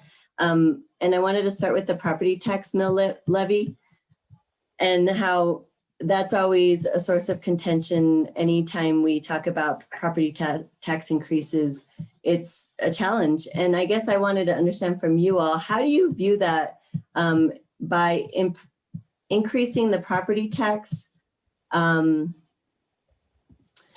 How do you think, because ultimately we're trying to support low-income fixed households, right? So how does this support low or fixed income households who say have like a legacy home that's been in the family for a long time? It's in an expensive part of town. They are barely able to pay the property tax as it is. So when you increase it, which is a value of the home, and this value of the home may be actually very expensive, how do we avoid that so that people at those low and fixed income levels don't get burdened by the increases in a property tax? Madam Chair, Councilor Villarreal, I think that's a great question, and one I've spent a lot of time thinking about. First is the mechanics of how this works is that we actually get a lot of money for a really incremental increase in taxes, right? Like something like, you know, $3 million a year in property tax could be something as small as maybe $10 a month per $100,000 of value for a homeowner, right? So it's relatively small because it's spread a lot. And there's a lot of very valuable real estate in Santa Fe, which typically isn't what lower income homeowners have. You know, there are not a lot of legacy homeowners left on the East Side, sadly. It was very true in the 90s. It was less true in the 2000s, and it's very rare now, right? But one of the ways that we think about that is like, how do we fix that proactively? If we were to pursue as a community something like a increase in property taxes to support affordable housing, which is very equitable because it's spread evenly across the community, I would look at earmarking a set chunk of that money for assistance for lower income households to help with their taxes, tax abatements, tax assistance programs, right? So just help them proactively first with the resources that we create. We could be doing so much more to invest in that type of thing already. We have a lot of legacy families that need legal help with generational transition, that need help with back taxes. We should be just doing this anyway, but one of the problems is we have a ton of needs and not enough resources. You know, things like funding the trust fund could create programs like this, right? So I think that's the quick answer is that the increase is incremental for everyone, and those multi-million-dollar mansions on the top of the hill really create a lot of value in that mechanism, and the everyday people are impacted a lot less. And it's proportional, but at the same time, we'd still want to create proactive programs to piggyback on any sort of tax increase that protect legacy homeowner families, that protect folks who are at risk of displacement from property tax arrears. Thank you for that explanation. And And it would be good to actually see a number of how many legacy home owners there are. You say it decreases, and I believe you. I'm just curious, like what the number is and how we could actually get that data. So maybe offline we could talk about that. Yeah, I'd be happy to look at that. There's some great data going on with the more academic explorations of gentrification that create models for assessing gentrification risk in neighborhoods based on the length of ownership. And that's in the publicly available property tax data. So yes, we could absolutely find that data. I'd love to have more database conversations about how we work on these problems, or even thinking about how much money would we need in a fund like that. We could look at the number of legacy homeowners and estimate, right? So database approaches, all for it. Great. Just another question as I go through these various potentials. The utility funds option, and you had talked about increasing our utility fees. And so that's another one that's somewhat contentious too, because our water rates are so high right now. I don't foresee us wanting to try to keep increasing the rates, but I think what you're talking about is portioning off part of that revenue that comes from water rates that would actually be utilized for public water infrastructure needs for affordable housing. Is that correct? Yeah, Madam Chair, Councilor Villarreal, that's correct. So we really, this would be easily possible as a reallocation, not a increase in those fees. Because I can say as an affordable housing property owner that those fees are challenging for us when competing statewide because our costs are so much higher than other cities. Those translate to how much money we can borrow, right? Because it gobbles up our operating revenue. So, that was one of the ways we used to fund Seiler Yard, right? We used money from the water fund to pay for that public water infrastructure. That was the first time that has ever been done, but we could formalize what we did with that. We could earmark a portion of the public water infrastructure funding pool to be allocated through the Affordable Housing Trust Fund process. And I think it's important to note that, like in many cases, we're not talking about physically going over to the water department and getting like a safety deposit box full of money and bringing it over to the housing department.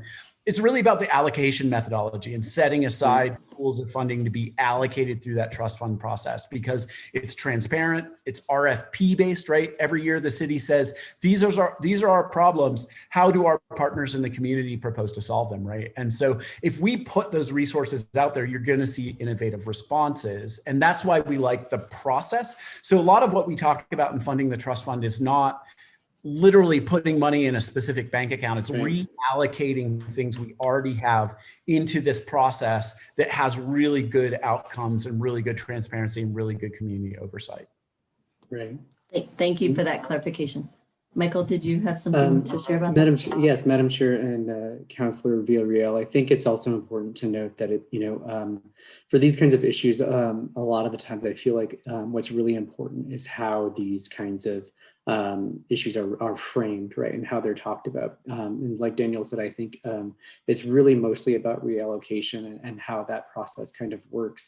And I feel like if we're able to clarify that, that makes those kinds of issues a lot less contentious. And I will add that I'm pretty resistant to backing away from contentious issues. Just because they're contentious, I feel like we have to start somewhere, and we have to figure out at what point we need to begin, and kind of realize that there are going to be some contentious pieces to a lot of the things that we're talking about. I think it's inescapable when we're talking about policy making, but again, I'm pretty resistant to backing down when things get contentious. Yeah, and I think the greater good is really the goal. We had contentious issues with the short-term rental ordinance changes, and I think we're in a good place. And if there's something we need to change later, we can. The other question I had was about the general obligation workforce housing bond, right? I've been curious how the city of Albuquerque made this work. We've been talking about it for 2 years. And I'm just wondering, so that requires a vote. Do you know what the revenue, what Albuquerque what the revenue is that they garner from, it's a biannual bond, is that correct? And how does that Yes. work? Well, so just to answer one of the first questions, so the report showed that there was the 31.4 million in commitments had leveraged over 200 million in economic activity, generated at least over 6 million in GRT, 38 million in indirect spending, and nearly 1,200 jobs. And Albuquerque has typically sized this bond at $5 million a year. And it's been variable over time, right? So after the economic downturn, they shrunk it, so again, it's one of those ones where they have teed up pretty consistently a bond every 2 years. In sort of tight economic times, they shrunk the size of it. But I think a really great roadmap for especially elected leaders contemplating something like this, the 2015 report from the city of Albuquerque on their Workforce Housing Trust Fund is the one that has the most detailed economic analysis of impacts. And I think sizing wise, theirs is on a smaller side for the size of their community, but their affordability issues aren't quite at the scale that Santa Fe's are, if that makes sense. We just have such a gap that we're dealing with now. I mean, the median home price over $500,000, right? Like the amount of gaps that we're trying to create, just the fact that like building a basic new home costs about $300,000. That puts it out of reach of, over half our population. The county's recent report on this said 65% of Santa Feans couldn't move back to Santa Fe today if they moved away, right? Like that sort of reality means that we need a little bit more scale-wise. It's not a one-to-one on population. It's more about the scale of the problem you're dealing with. But they've sized it at that. It's been variable anywhere from like 2.5 to 5 million a year. It shrunk, I think, to 1 million a year during the height of the 2009 downturn. But I would encourage everyone to look at that report. I think it's really instructive in terms of like how bonding can leverage a lot of really positive outcomes. And I actually think those numbers in that report are pretty conservative given the potential for leverage. Got it. That's helpful. And I think what I struggle with is the functioning of it, the way it's administered. Sure, you can create a bond, but you actually need an entity. And in Albuquerque's case, they have a full department that's designated to facilitate the funding that comes from that bond. So we need to think about that. It's not like you just put it out there and be like, all right, we'll have Alexandra Ladd run every single thing that comes through that revenue source. And that's unrealistic. So we have to think about the infrastructure of our staff. And if a department needs to, another department needs to actually facilitate that. So I guess that's something that I keep thinking about, that Albuquerque actually has really well structured. And Madam Chair, Councilor Villarreal, I would just add that we have used bond funds multiple times in the past. In the wake of the 2009 financial crisis, we did use bond funds for affordable housing in 2 separate instances. So it's something we've done before. It's not a huge infrastructure. If you would like to invite me back to a future meeting, I could give you a whole presentation on why I think we need a redevelopment authority in our city to manage these types of funds and leverage new types of funding sources, and actually acknowledge that we're the size city that we are, but that is a different presentation. I hear you. And of course, because we love our PrimeGov that times out when we want to get to certain pages after a certain time. I had other questions, but I can't find them. I think when I was thinking about, I'll get to it. Maybe I'll let my colleagues ask questions, but I was thinking about what we need right now and some of the suggestions you have about supporting the staff that's currently, that we currently have to actually facilitate our RFP process now. It's challenging, you all. I mean, Alexandra and her small team, to be able to move forward with even the CDBG funding, the HUD funding we get is extremely tenuous. It's just like the bureaucratic reporting and hoop jumping. We spend most of our year doing that. So I like your idea about having a second round of RFP funding.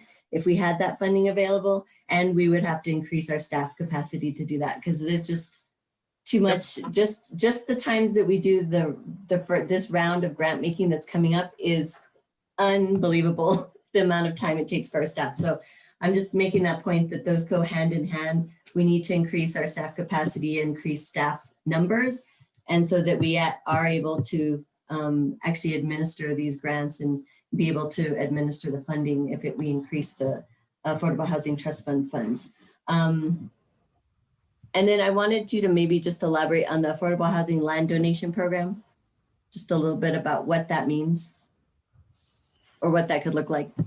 Sure. And Madam Chair, Councilor Villarreal. So that's something that's referenced in several places and is one of our policy goals. We sort of have an ad hoc process of disposing of publicly owned land, but we could leverage that differently. Again, my ultimate dream would be something like a land banking program that not only disposed of land, but acquired land for affordable housing purposes. Something we could do in a situation where, say, we had leftover trust fund monies at the end of the year. We could look at maybe we spend this on a piece of land for future development, right? So again, that's sort of the thing that would be best contained in a redevelopment authority like an entity that was quasi-governmental. But, I think, what we would love to see is basically, I would love the city to step up and say, we're going to aim for 200 units of affordable rental housing a year, and we're going to put up a piece of land and this much infrastructure money every year. And if we don't hit 200, someone's accountable for it, whether it's us on the development side or, somewhere someone dropped a ball, but it wasn't the city, right? And we've gone a couple of years now. I'm not sure if there's any applications going in this year, but there were no applications for affordable rental housing that went in last year, right? And the city could change that by just saying, here's a piece of land to develop it on. And that leverage is huge, right? Again, $1 million GRT, $18 million development project, all seeded from a few $100,000 in a piece of land. But I would just love to see that formalized into a process, one that looked at where in the city this land was being dedicated for affordable housing and that it was being distributed equitably throughout the city. I think we have a huge problem with de facto segregation of affordable housing on the south side, which is like a byproduct of our inclusionary zoning, a byproduct of our land use codes, which we have to look at critically. And so, a land donation program could look at the strategic level and say, where are we putting affordable housing? How are we making sure there's a certain amount being created? Like, we've been treading water forever. If we did 200 units a year for 10 years, that would actually shrink that to next to nothing, right? Like, we can solve these problems, but we just got to up the scale a little bit. And so just trying to reinforce that specifically the funding isn't enough. We got to think about goal setting. We got to think about land use reform. We've got to think about all those things that are on the Housing Coalition policy page that are sort of the core things we're working on that are the structural change stuff. I agree. And I've said before that any city land that we own, we should prioritize and make that affordable housing no matter what. And I know my colleagues have said that before. It just makes sense to me. And some people say, well, we need both. I said, well, then let the private developers do their thing. But we control the land that we have, we should prioritize that those pieces of land, the limited ones that we actually have, that they should all be geared towards affordable housing initiatives. So that's just a point. The one thing I was wondering, I think I got all my questions with your report. I just wanted to know in terms of the pieces that I thought were missing in the report that I'd like to know more about is how to address keeping existing affordable housing and affordable housing units in play for people in our community. And I don't know if that's a quick answer tonight, but that's something I've been thinking about always. Huge. Madam Chair, Councilor Villarreal, that is a great question. We lost 300 units of affordable housing over the last couple of years to expiring use restrictions.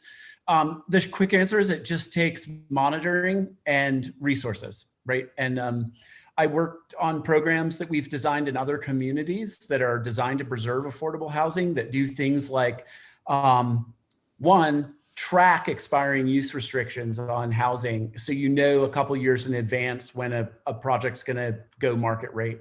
Two, creating specialized sort of financial tools. A lot of times nonprofits have the capacity to take over these for-profit or expiring use projects, but they just don't have the quick resources. We could do things like down payment assistance programs for nonprofits to acquire these properties, or we could match make to get these projects in rounds for rehabilitation funding. That's something that the Civic Housing Authority is so good at, right? They've done that with most of their public housing inventory. If we just formalize that into a program, right, where we're tracking expiring use restrictions, doing the matchmaking with grantees that want to potentially take over management and keep those affordable or reinvest in them through tax credits like the housing authority's done. But really it's not hard. We just need to like get a database together. It's again, that issue of like, we have just not quite enough capacity in our housing department to lead this. And there's no one in the private sector that has the capacity to sort of monitor this, unless it's, for-profit folks that are looking to buy an affordable housing project for cheap, wait a couple years and then jack the rents up. But like, the best way to create affordable housing is not to have to create it, right? Like, this should be at the top of our priority. We did huge investments in rental housing in the early 2000s, late 90s, and those are all coming up on expiring use. It's 15 years. All the new projects, just so you know, go for 40 years. That was a legacy of earlier affordable housing programs at the federal level that only had a 15-year restriction. And since then, both the city and state have put longer additional restrictions on them. But there are a lot of these legacy projects, 281 units in 1 year we lost. And it's exacerbating our affordability problems. And so a little bit of proactive work, tracking, and then some unique financial tools to be able to do it. Exactly the type of stuff that we're talking about an expanded trust fund to do. Do we have a list of those that may be coming up or expiring? I don't know who can answer that. I guess I'll leave that for staff. Generally publicly available, and it's like a little sketchy, but if you look up, that data is available for tax credit funded affordable housing projects. There's other types of funding mechanisms from the past that may have different affordability restrictions. The bulk of our affordable rental housing is from low-income housing tax credits. And so there is a list available on that. And in other communities, what I've done is we've taken that list and then, city staff went out and shook down each of those properties. There's 20 tax credit properties or so in Santa Fe, right? It's not a massive list. And you just call them up and find out details, find out who. A lot of the hardest part of it is finding who the owners are, because these are tax credit funded. Like on Seiler Yard, JP Morgan Chase bought our tax credits. So guess what? They're the owner of record, right? So like tracking down the parties that technically own the housing is the challenge. That worries me. That worries me because I don't feel like it's on anyone's radar. So no, there's that. It's very much like that. And so we do, I think this is like one of the areas where this is like one of the lowest hanging fruit things we can do right now is just like get this on the radar and get our local nonprofits the financial tools they need to compete with the market, right? And that usually means like moving quicker or having a good sized chunk of down payment, or even thinking about how do you hold that property for a year or two while someone like the housing authority goes out and tries to get reinvestment money for it to re-up the income restrictions, do energy efficiency, all that other stuff. So happy to talk about that anytime. Happy to come to CDP and talk about how we could do that. Just let me know. I think we need to put that on our radar. And then the other thing that I always grapple with is just even mid-range apartments or multifamily units that are semi-affordable, but the landlords or the owners basically can increase rates at any point. Yep. And the renters have no recourse. I would love to see a statewide sort of rental cap like they did in Oregon, right? That protects against shock increases. I'm dubious about rent control at the local level because of the potential negative impacts, and it subsidizes a bunch of people that don't need subsidy. But at the state level, doing something like you can't increase someone's rent year to year more than 8%, I think is what they settled on in Oregon. I'm just hearing all the time, every week, from people who are having their rents 50% doubled. and those same people saying they're moving, they're taking their business, whatever they are, it's just like every week right now. And we need some guardrails on sort of runaway speculation. And I think that's like that statewide rent control they did in Oregon is a great example of a policy that works really well. And it keeps people from shock rent increases, but doesn't also hinder the development of new housing and doesn't subsidize rentals for people who don't need it. And that would be something that would happen at the state level. We can't do that at the municipal I level. believe the state law precludes any sort of rent control legislation. So we would need to change that enabling legislation and replace it with specific legislation. But I think, as we see in Oregon, it eventually passed, and with fairly broad support, because it wasn't so hyper restricted. It wasn't trying to solve all the problems. It was really just trying to get that thing where your lease renews and your rent increases 50%. Yep. I think that's important. I think that's important. We need to look at. Okay, last question. I just want to know, there was no recognition or acknowledgement in terms of keeping things affordable and in local control and local governance of the potential to do a community land trust model in our city. Sure. Well, we have a land trust that was supported by the city, the Community Housing Trust. It owns something like 100 units of land trust housing, built scattered site land trusts on existing city land. I think a land trust is a great idea. I don't think the city should have anything to do with its creation or operation. I think the funding of it is something that the trust fund could do. That was one of the reasons that we settled on this as a funding mechanism, is that if someone wanted to create a land trust like that, I actually think it's one of the big missing pieces is we need a land trust, not for new construction affordable housing, but for existing homes, and acquire those, put the land into trust, sell them as affordable. I actually think a lot of legacy home ownership, where we're seeing a lot of loss of legacy home ownership, is in generational transition. If something like a land trust was an option, that it would be a really strong tool that we don't have right now, where heirs could still realize financial gains from the house, but it could be kept affordable. Family members could have life estates. I think there's some models around that. And really, again, that could be something that the CDC says, hey, this is a priority for funding for the trust fund this coming year. We'd love to see a preservation land trust created, and we have some funding for it. But right now, how much funding is in there. There's just not enough money to do that. The acquisition land trusts need hundreds of thousands of dollars. You've basically got to subsidize the value of land on each house you acquire. And so it's capital intensive. But I think it's absolutely something we should do. I think we also just need to recognize that, they're not a magic solution. They're just one of many tools that are important and helpful. And, the land trust we have has done a lot to create, we have 100 units of permanently affordable housing.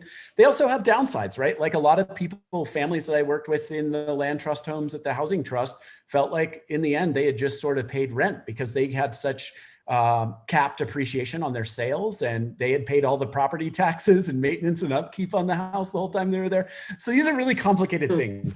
Right? It is.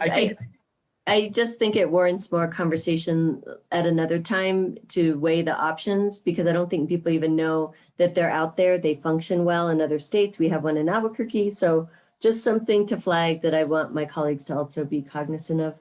And your wealth of information, Daniel and Michael, thank you for your time, and I'll yield the floor. Thank you. Thank you. Thank you, Daniel. Thank you, Michael, for being here tonight. I do want to remind us that we have 2 more presentations. Perhaps we have, these are really important conversations. We wanted to do them all in one night. Maybe we stacked it up a little bit too heavy, but again, I think these are all very important voices. Councilor Abeyta and I have made a commitment to really deep dive into this issue of the Affordable Housing Trust Fund, to use these committees to bring forward the people and the ideas, and begin the conversations in the community and among ourselves about the solutions, evaluating which paths might be the right direction to go in, how, starting to build the support for a particular path or particular paths. I'll emphasize that, the changes that we made last year to the fee in lieu of has generated a little over $1 million for the Affordable Housing Trust Fund.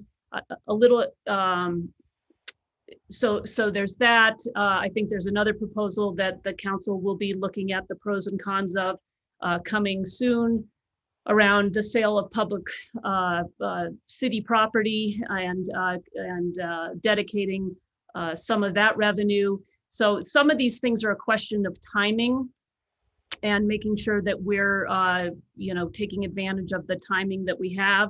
Some of these things are timing in when they might be most successful and what has to be done in order to build support for a particular item. So, and we've heard also tonight that even if we had the resources, do we have the staff capacity to actually spend the money? And, if you're going to be using the resources to create affordable housing, where are you going to put it? That all needs thinking. So there's a lot of things that we're going to be talking about between the Finance Committee and the Quality of Life Committee, and then I think in other forums with advocates and in the community more broadly. So these are important conversations, and again, I am really pleased that we've started this work and that we're starting to take it really seriously. So with that, I'd like to go to Mike Lofton and Rob Morlino.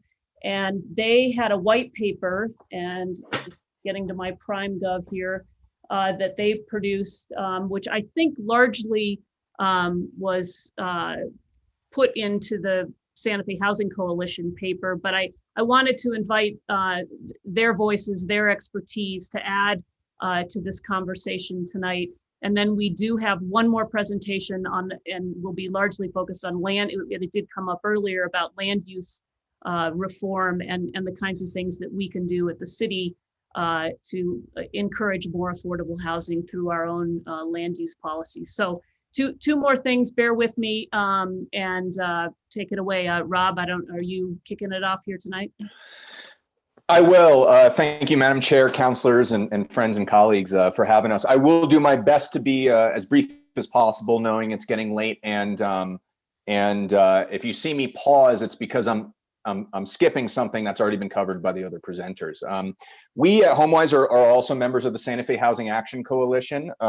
We contributed to the white paper. This was kind of an earlier version. And what we're going to focus on just in our piece here is really drilling down to a couple of really just 3 solutions that the city can act on now, we think. And we've already had some movement on those. So thank you, and I think that gets to Councilor Garcia's point of putting heads together. I hope that these 3 prescriptions, get us closer there. I'm gonna skip over a bunch. I was gonna provide some context, but basically just want to encourage everyone to go watch the last Quality of Life Committee meeting, especially the last half that featured Eli Isaacson, Alexandra Ladd, and Kira Ochoa. That's the kind of the holy trinity of social policies in the city. It's the dream team. They did an excellent job. And so I'm going to skip over kind of reinforcing some points that they did. And also thank you to the other presenters. Fantastic presentations and everything. So I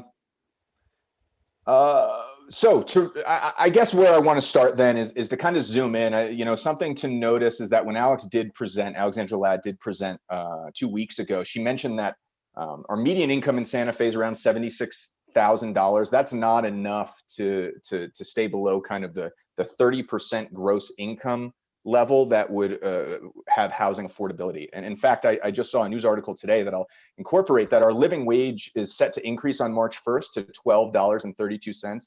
That would represent a gross income, if we're just kind of zooming down to the ground level here, of $51,000 and change for an entire household. Because we're always talking about millions of dollars in percentages, that's an important number to note on kind of the ground level here. If you assume that their rent is $2,000, which is pretty low for the market right now, that's half their income, and it really leaves, if we can make things digestible here, just under $500 to pay for everything else in their lives, right? So that's the kind of ground level of the affordability problem we're having here.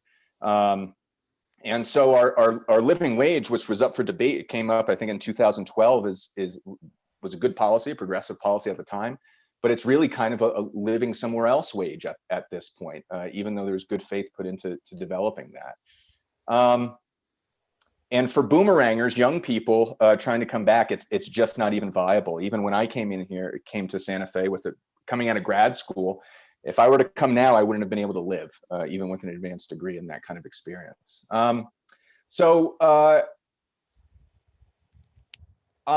want to get to some of the challenges. Mainly the challenges we've had with the Affordable Housing Trust Fund is that it's funded fairly episodically, and that sorry, just give me a second to find my notes. Sorry, folks. And that we've only provided with enough support to fund a fraction of the proposals that have come through, right? So it's kind of consistently underfunded is one of the issues we're dealing with. And I just want to reiterate something that Alex Ladd again said in her presentation, which that we have to consider the leverage components here, right? That's really important. In that presentation, she said, for every $1 provided by a down payment assistance, an average of $14 is leveraged, mainly buyers' resources and the value of a privately financed mortgage. And for renters, for every $1 provided, $10 is leverage. So these are excellent investments for the city. There's really good, what we call ROI, right? Return on investment for that. And then when those residents can come and live here, they're going to spend their GRT. Emergency services are going to be closer by. Teachers are going to be fresher to teach kids when they don't have to commute an hour, right? And these are just reinforcing some points that have already been made. So I'm gonna skip through the rest of this straight down to kind of the three solutions we want to kind of endorse and push today. One is our capital improvement project program. The city issues these bonds, capital CIP bonds, about every 2 years to the amount of about $20 million. So that works out, of course, to about $10 million a year to finance city-owned infrastructure such as roads and sewer lines, public buildings, et cetera. And in the past, like under Mayor Koss, the city designated a portion of these funds to be deployed through the Affordable Housing Trust Fund. So there's some precedent there. For public infrastructure that benefited development of affordable housing. I think Sig Lindell in a meeting we had mentioned this case around 2008, 2009 with some housing near Quail Run. So there is some pretty good precedent there. So we would ask that the city codify the practice by committing 10% of those bonds to infrastructure projects that would facilitate housing. That's $1 million a year right there, right? So we're really drilling down to actual numbers here, hopefully getting more granular. The next, solution we want to propose, and it's proposed in the white paper. All of these are proposed in the Santa Fe Housing Action Coalition white paper, is the sale of city-owned property. And this is something, again, luckily we've had some progress on since we've proposed some of these things by Councilor Lindell to have 50% of the proceeds of city-owned land go towards the Affordable Housing Trust Fund. And that's exactly what we requested here. There's a good nexus here, right? Our amount of land is somewhat proportional to what we can build on it. So if we sell land, the idea that the proceeds of that should come back to the Affordable Housing Trust Fund makes sense. And it's kind of a great situation now if we do this, because it really makes sense for developers to develop housing on that land as opposed to commercial uses. So we can sell land, have 50% of it come to the trust fund, and then maybe it gets developed for housing anyway. It's a pretty great situation. Okay, I'm just skipping over things. Great, okay. Want to get into gross receipts tax discussion a little bit here. And this is probably the funding source that we've discussed the most. Maybe is the most contentious in some ways, mostly because it represents more than 80% of our city's revenue, gross receipts tax, right? And we've had a lot of discussion in drawing GRT for affordable housing and short-term rentals. In 2019, for those who remember, we had a great healthy debate in the city about short-term rentals, and HomeWise conducted a study around that, underwrote, along with the Thornburg Foundation. One of the important insights from that study was that the state was failing to collect some of that GRT. And I think we've gotten to the bottom and worked through that a little bit. But the problem with the short-term rentals is it doesn't generate probably enough GRT to pick up this piece of the fund, right? It's probably not going to generate the $1 million we need. But GRT deserves to be considered. And what we'd like to propose is that the city commit the first $1 million over a certain amount to the Affordable Housing Trust Fund. So whether that's the first $1 million after the budgeted amount, but that commitment I think is really important. And it's important too when we're talking about GRT. One of the kind of apprehensions about committing GRT is that it's flexible money, it's budgeted money, and we want new money to fund this. But I think sometimes we get caught up in the semantics of a trust fund. It doesn't go there and just collect dust and interest for a number of years. We don't have to wait for the housing crisis to mature at 18 years old. And it can be deployed as soon as $400,000 is in there. So it can be deployed pretty quickly. It's not like it goes there and just sits there for a rainy day. So we'd really, I think the better idea, instead of tying this to short-term rentals or any one thing, is just committing a certain amount over what's budgeted. And then just to dig in a little bit on just some other strategies that we think merit additional resource. Affordable housing bond is a great idea. It's one that the city of Albuquerque did. It's more complicated. It should go to the voters, and bonds are great because they're a democratic solution. But it's a longer term one, right? The other three solutions I proposed, we could do something on fairly quickly. And then we also like the idea, as previously discussed, and I won't go into it too much because other presenters did, of eliminating the 3% property tax increase cap, especially on second homes. And that's an idea Representative McQueen has put forth, and we'd like to pursue that. Again, I don't want to dig into too many more details because we are running late, but would stand for questions, or if Mike has other things to mention. Great, Mike. You want to lend your wisdom to the group tonight? Really appreciate you being here, since I think you're supposed to be on sabbatical, but clearly your expertise is such that we can't let you be on sabbatical all the time. Well, it's great to be here. Thanks for having me. So I think I think Rob covered it really well. I think there are just a few little things to add. I think on the land sales and the land leases of city land, it's kind of a hot mess right now how it is, and lots of guidance. I mean, so one advantage of the proposal that's been floated out there is it can kind of rationalize how that money gets distributed, and having 50% of that earmarked for the trust fund would be great. The other thing on the CIP money, under Mayor Koss, he did this, and or it was done then. And one advantage of that too is, like, when you're building, typically when you're building a sewer system or something, it's just an expense, right? When it went into the Housing Trust Fund, we used it for that stuff on Old Las Vegas Highway. So we did over double the amount of affordable housing we'd normally do because we had that extra help.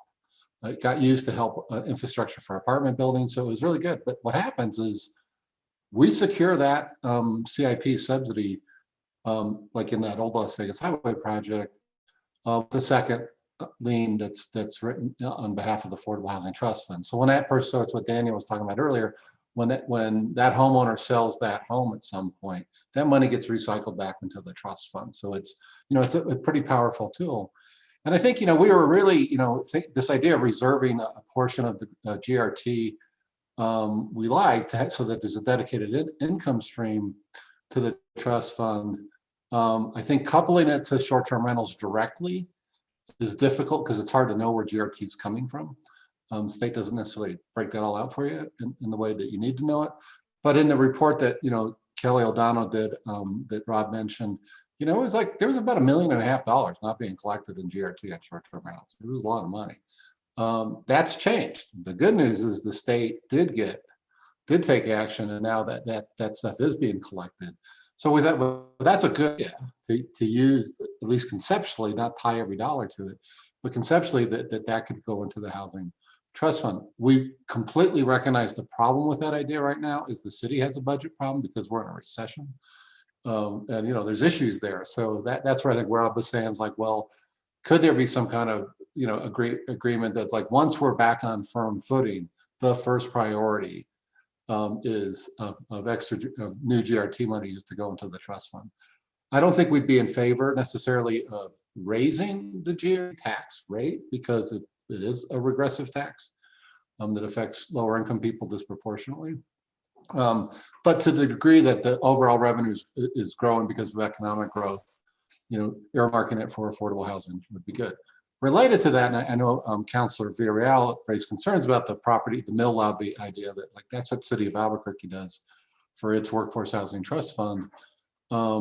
And I think that is a good option to do that kind of bond funded by mill levies.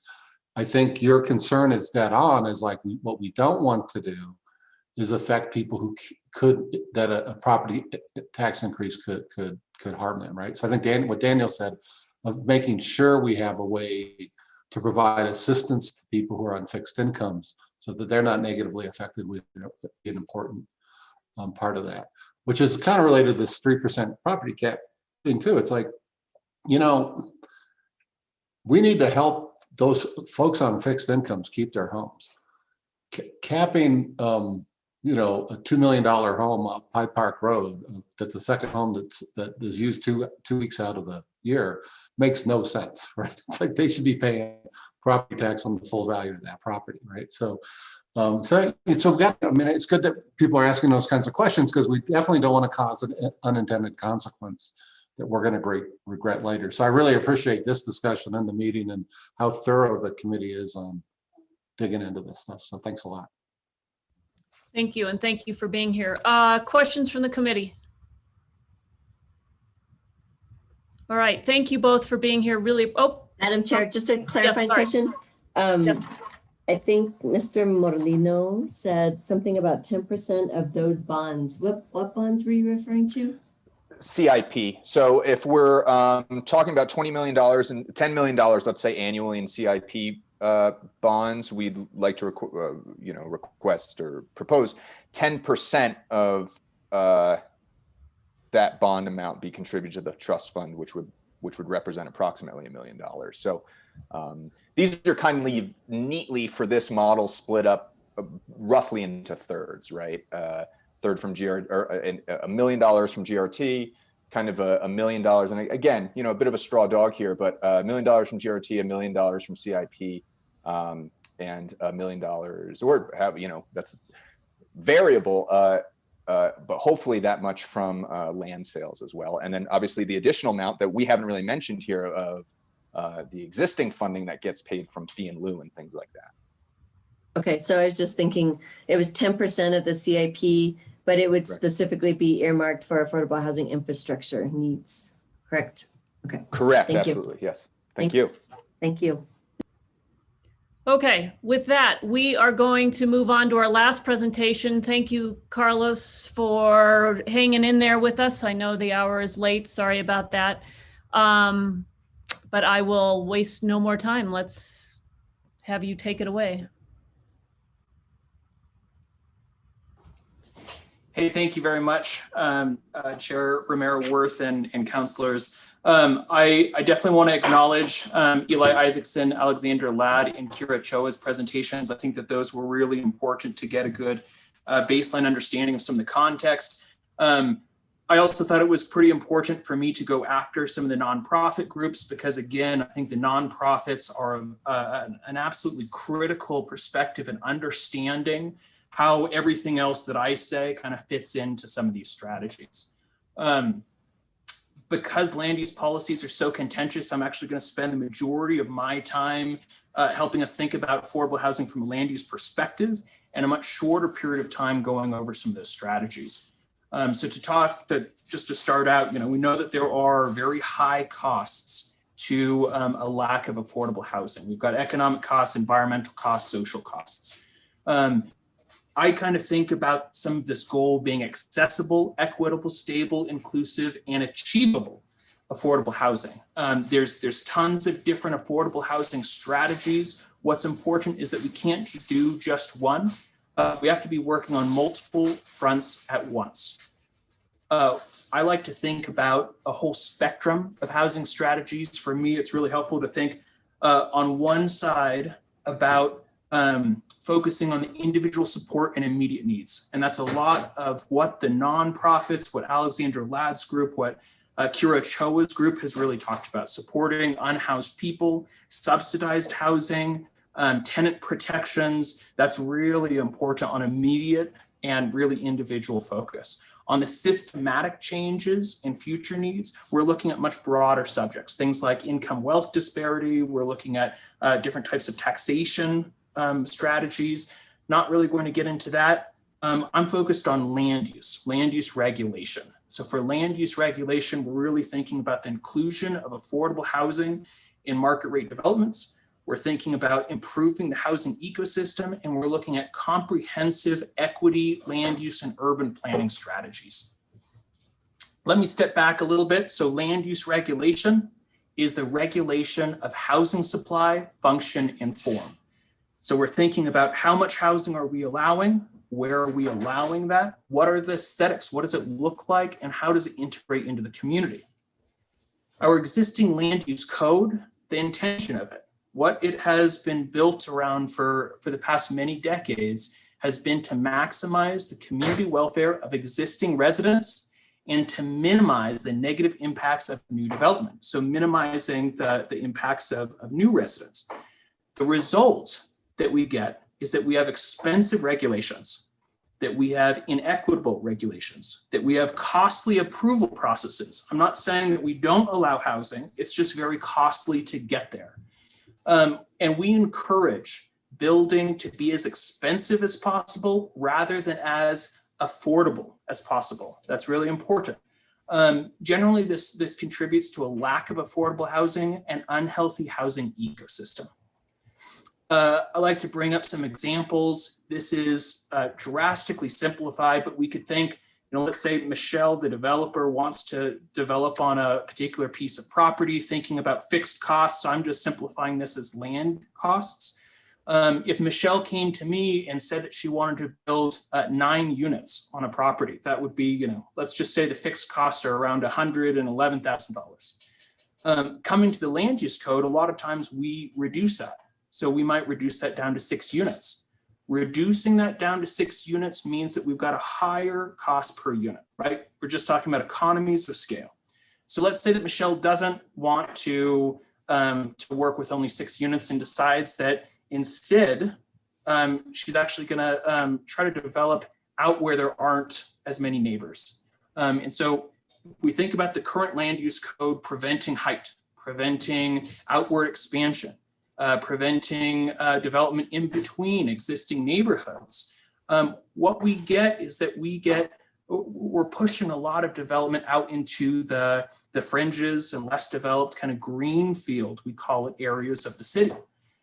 What can be hard with this is that pushing this kind of development out results in higher development costs, which are deferred to new residents. So you've got parks, you've got water, sewer, road infrastructure, all of those utilities that developers usually pay the upfront costs for. But we also see higher city costs. So all of that infrastructure life cycle, the city is liable for.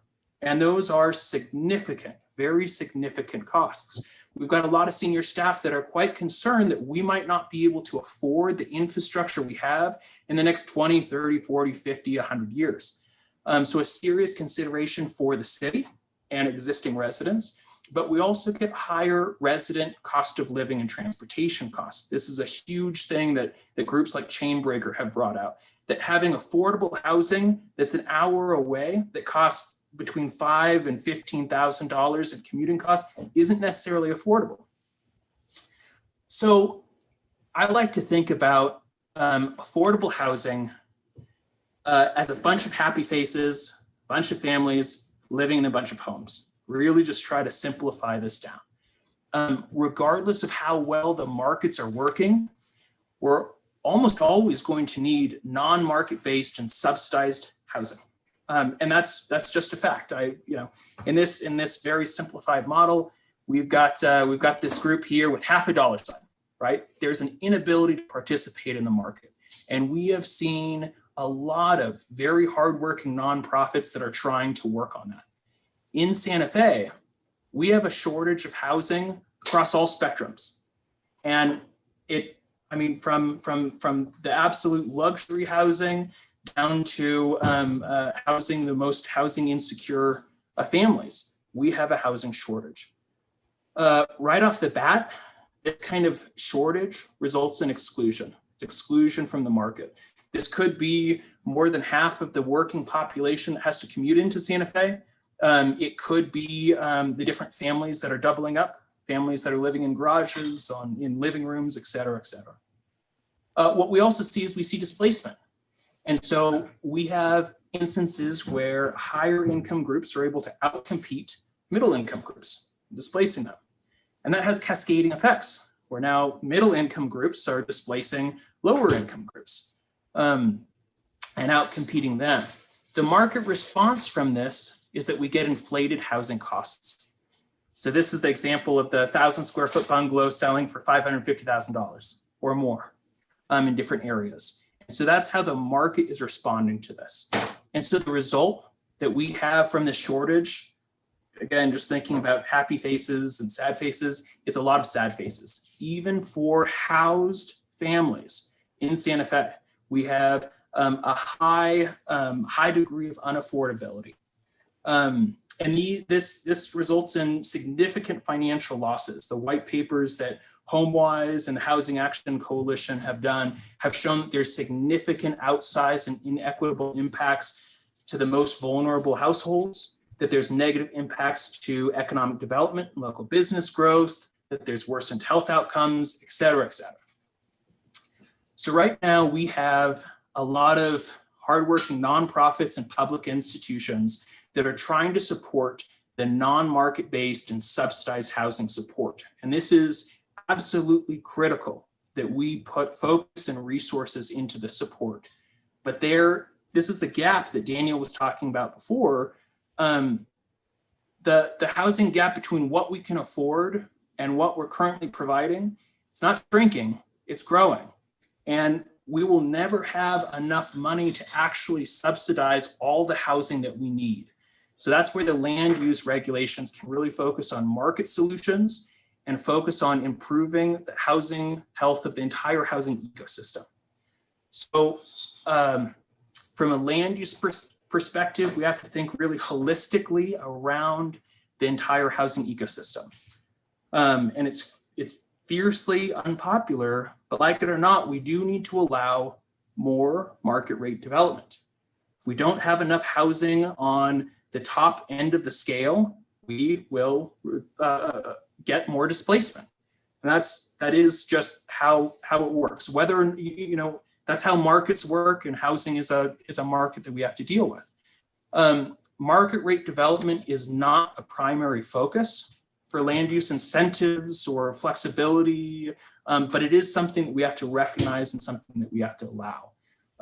More importantly, where land use regulations can focus is allowing more efficient land use, is providing incentives, is providing subsidies, and really providing more support for the different kinds of income categories. Again, thinking quite broadly about the entire health of the housing ecosystem. So the housing strategies, again, so we've got a lot of different housing strategies that we could work on. Some of them, like funding the housing trust, is really on subsidizing housing needs that we have. And some of them is on,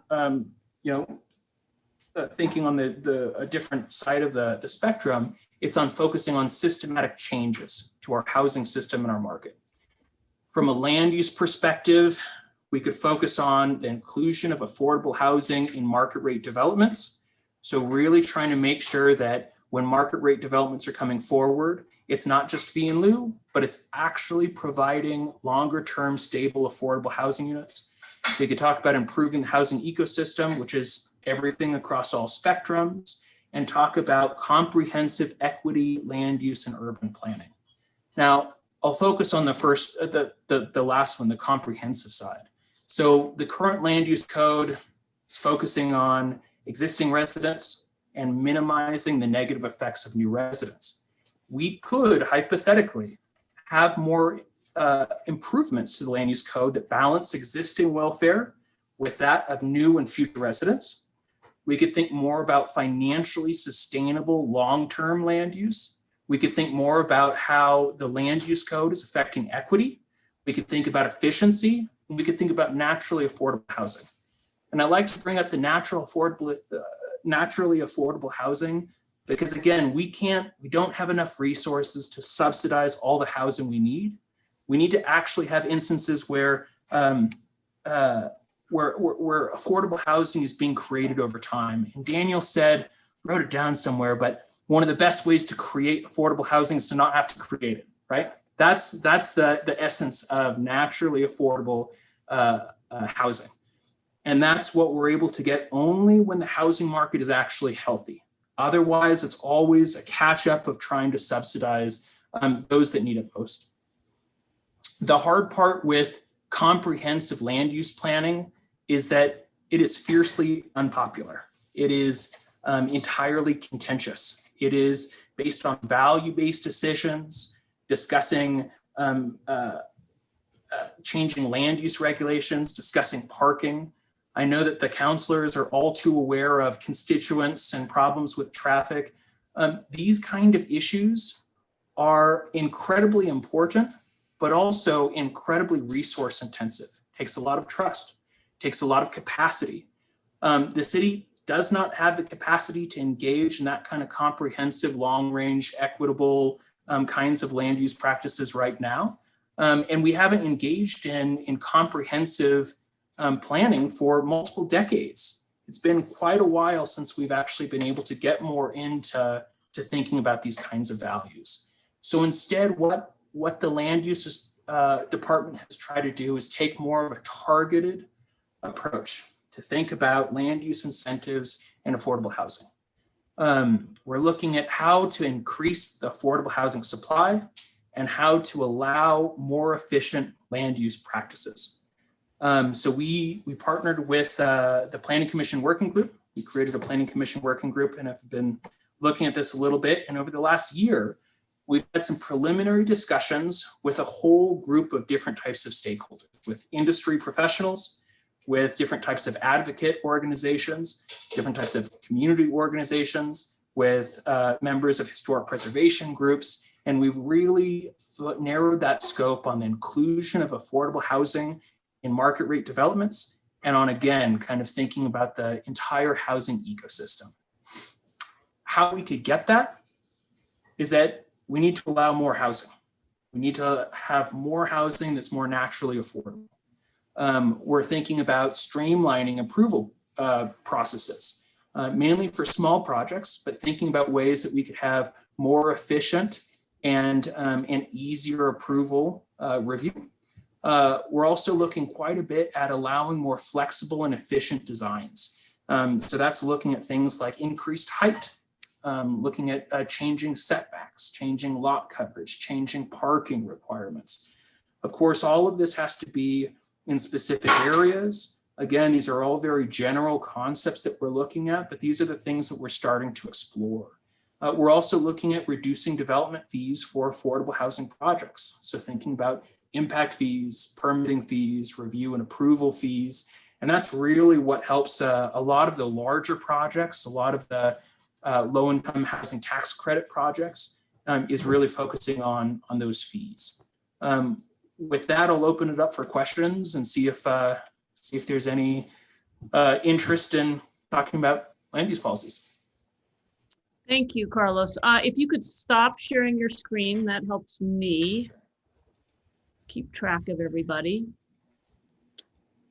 And my computer is opening up something I don't want. Are there questions from the committee?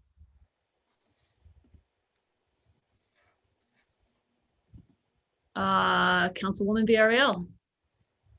Thank you. Thank you, guys. Thank you, Carlos, for your presentation. And I guess I was just thinking about this. Director Isaacson and I were emailing a little bit about this today, and constituents bring this issue up to me time and time again about development. And you were talking about, we need more housing. We need to allow more housing at all levels. And while I get that, I'm also like, well, how do I explain to somebody how that impacts our natural resources, specifically water?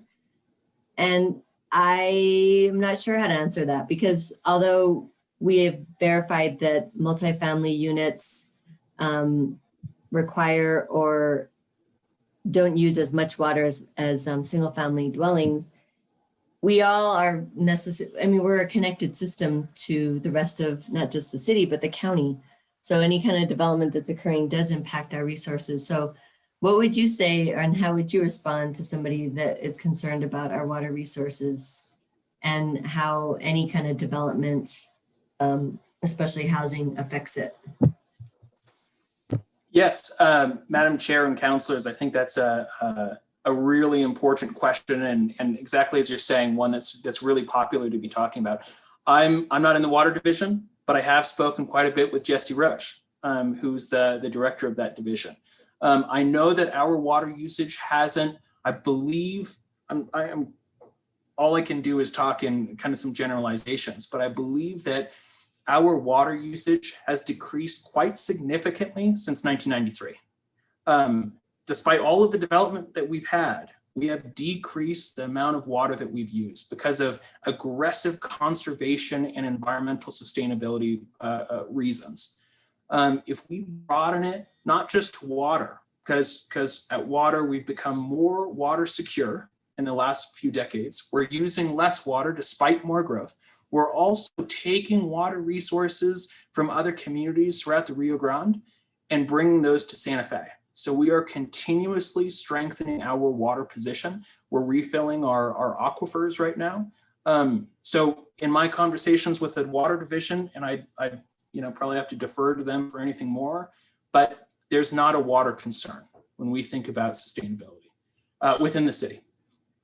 If we expand that conversation a little bit more, thinking about environmental sustainability of city growth, if we don't grow in the city, it pushes development. And that kind of development is being pushed to Espanola, to Las Vegas, to El Dorado, to Rio Rancho, to Albuquerque. Those development patterns have real, identifiable impacts on carbon. Rural development patterns, one could argue, might use more water than developments within the city.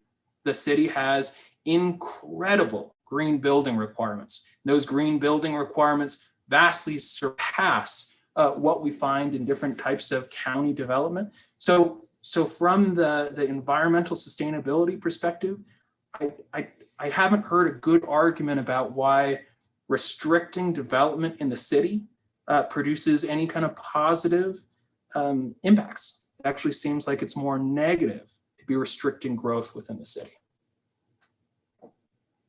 Thank you for your response. I also had to let this a constituent know today that our growth rate is actually very low. Last I heard, I don't know about now with this boom, but it was less than 1%. I don't know if you could verify that, but I've understood it's less than 1%, so which is not actually healthy for any city with that kind of low growth rate. And then simultaneously, we have this big boom coming, and that in itself are they're like spurts of growth. They're not consistently they're not consistent through the years. So that in itself impacts us in negative ways. So I guess it's more complicated, and I'm always trying to figure out an easy way to explain that to constituents.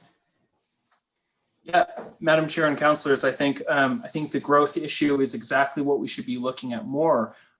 You're right that a lot of the projected and experienced growth since 2009 has been around 0.5% annually, quite low. UNM data projections are still projecting that we'll be growing at kind of this slow rate. However, Director Isaacson brought up a lot of housing permitting data. That permitting data was a huge part of the land use assumptions I put together over the last 6 months.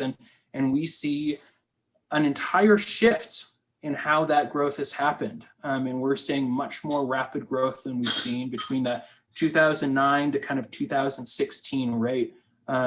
We're vastly exceeding what those projections are. And so I think growth rates kind of depend on what data you use, but yeah, we are growing. The city is growing quite a bit. Thank you for that. That's all I have for now. Okay, other questions from the committee? Thank you, Carlos. Thank you, Director Isaacson, for being here. Really appreciate it. We'll be circling back, I know, for future presentations as we flesh out some of the ideas and issues that have come up in our meeting tonight. And I really appreciate everybody who's been here. So thank you. With that, we are done with our presentations. Matters from staff. Jennifer, do you have anything? No, not tonight, Madam Chair. Great. Matters from the committee. Matters from the chair. The only matter I have is that our next meeting is February 17th, and we will continue these conversations. And again, thanks for everybody who was here. Thank you for the committee for your questions and conversation. And Councilwoman Villarreal, you have one more idea. I don't. I was giving you all a peace sign. Oh, I thought, you know what? All that came through was one finger. I didn't see the piece. So I thought you were like, wait, one more thing. No, I'm good. Thank you, Madam Chair. All right. Everybody have a good night. Thanks so much for all your help. Thank you, everyone.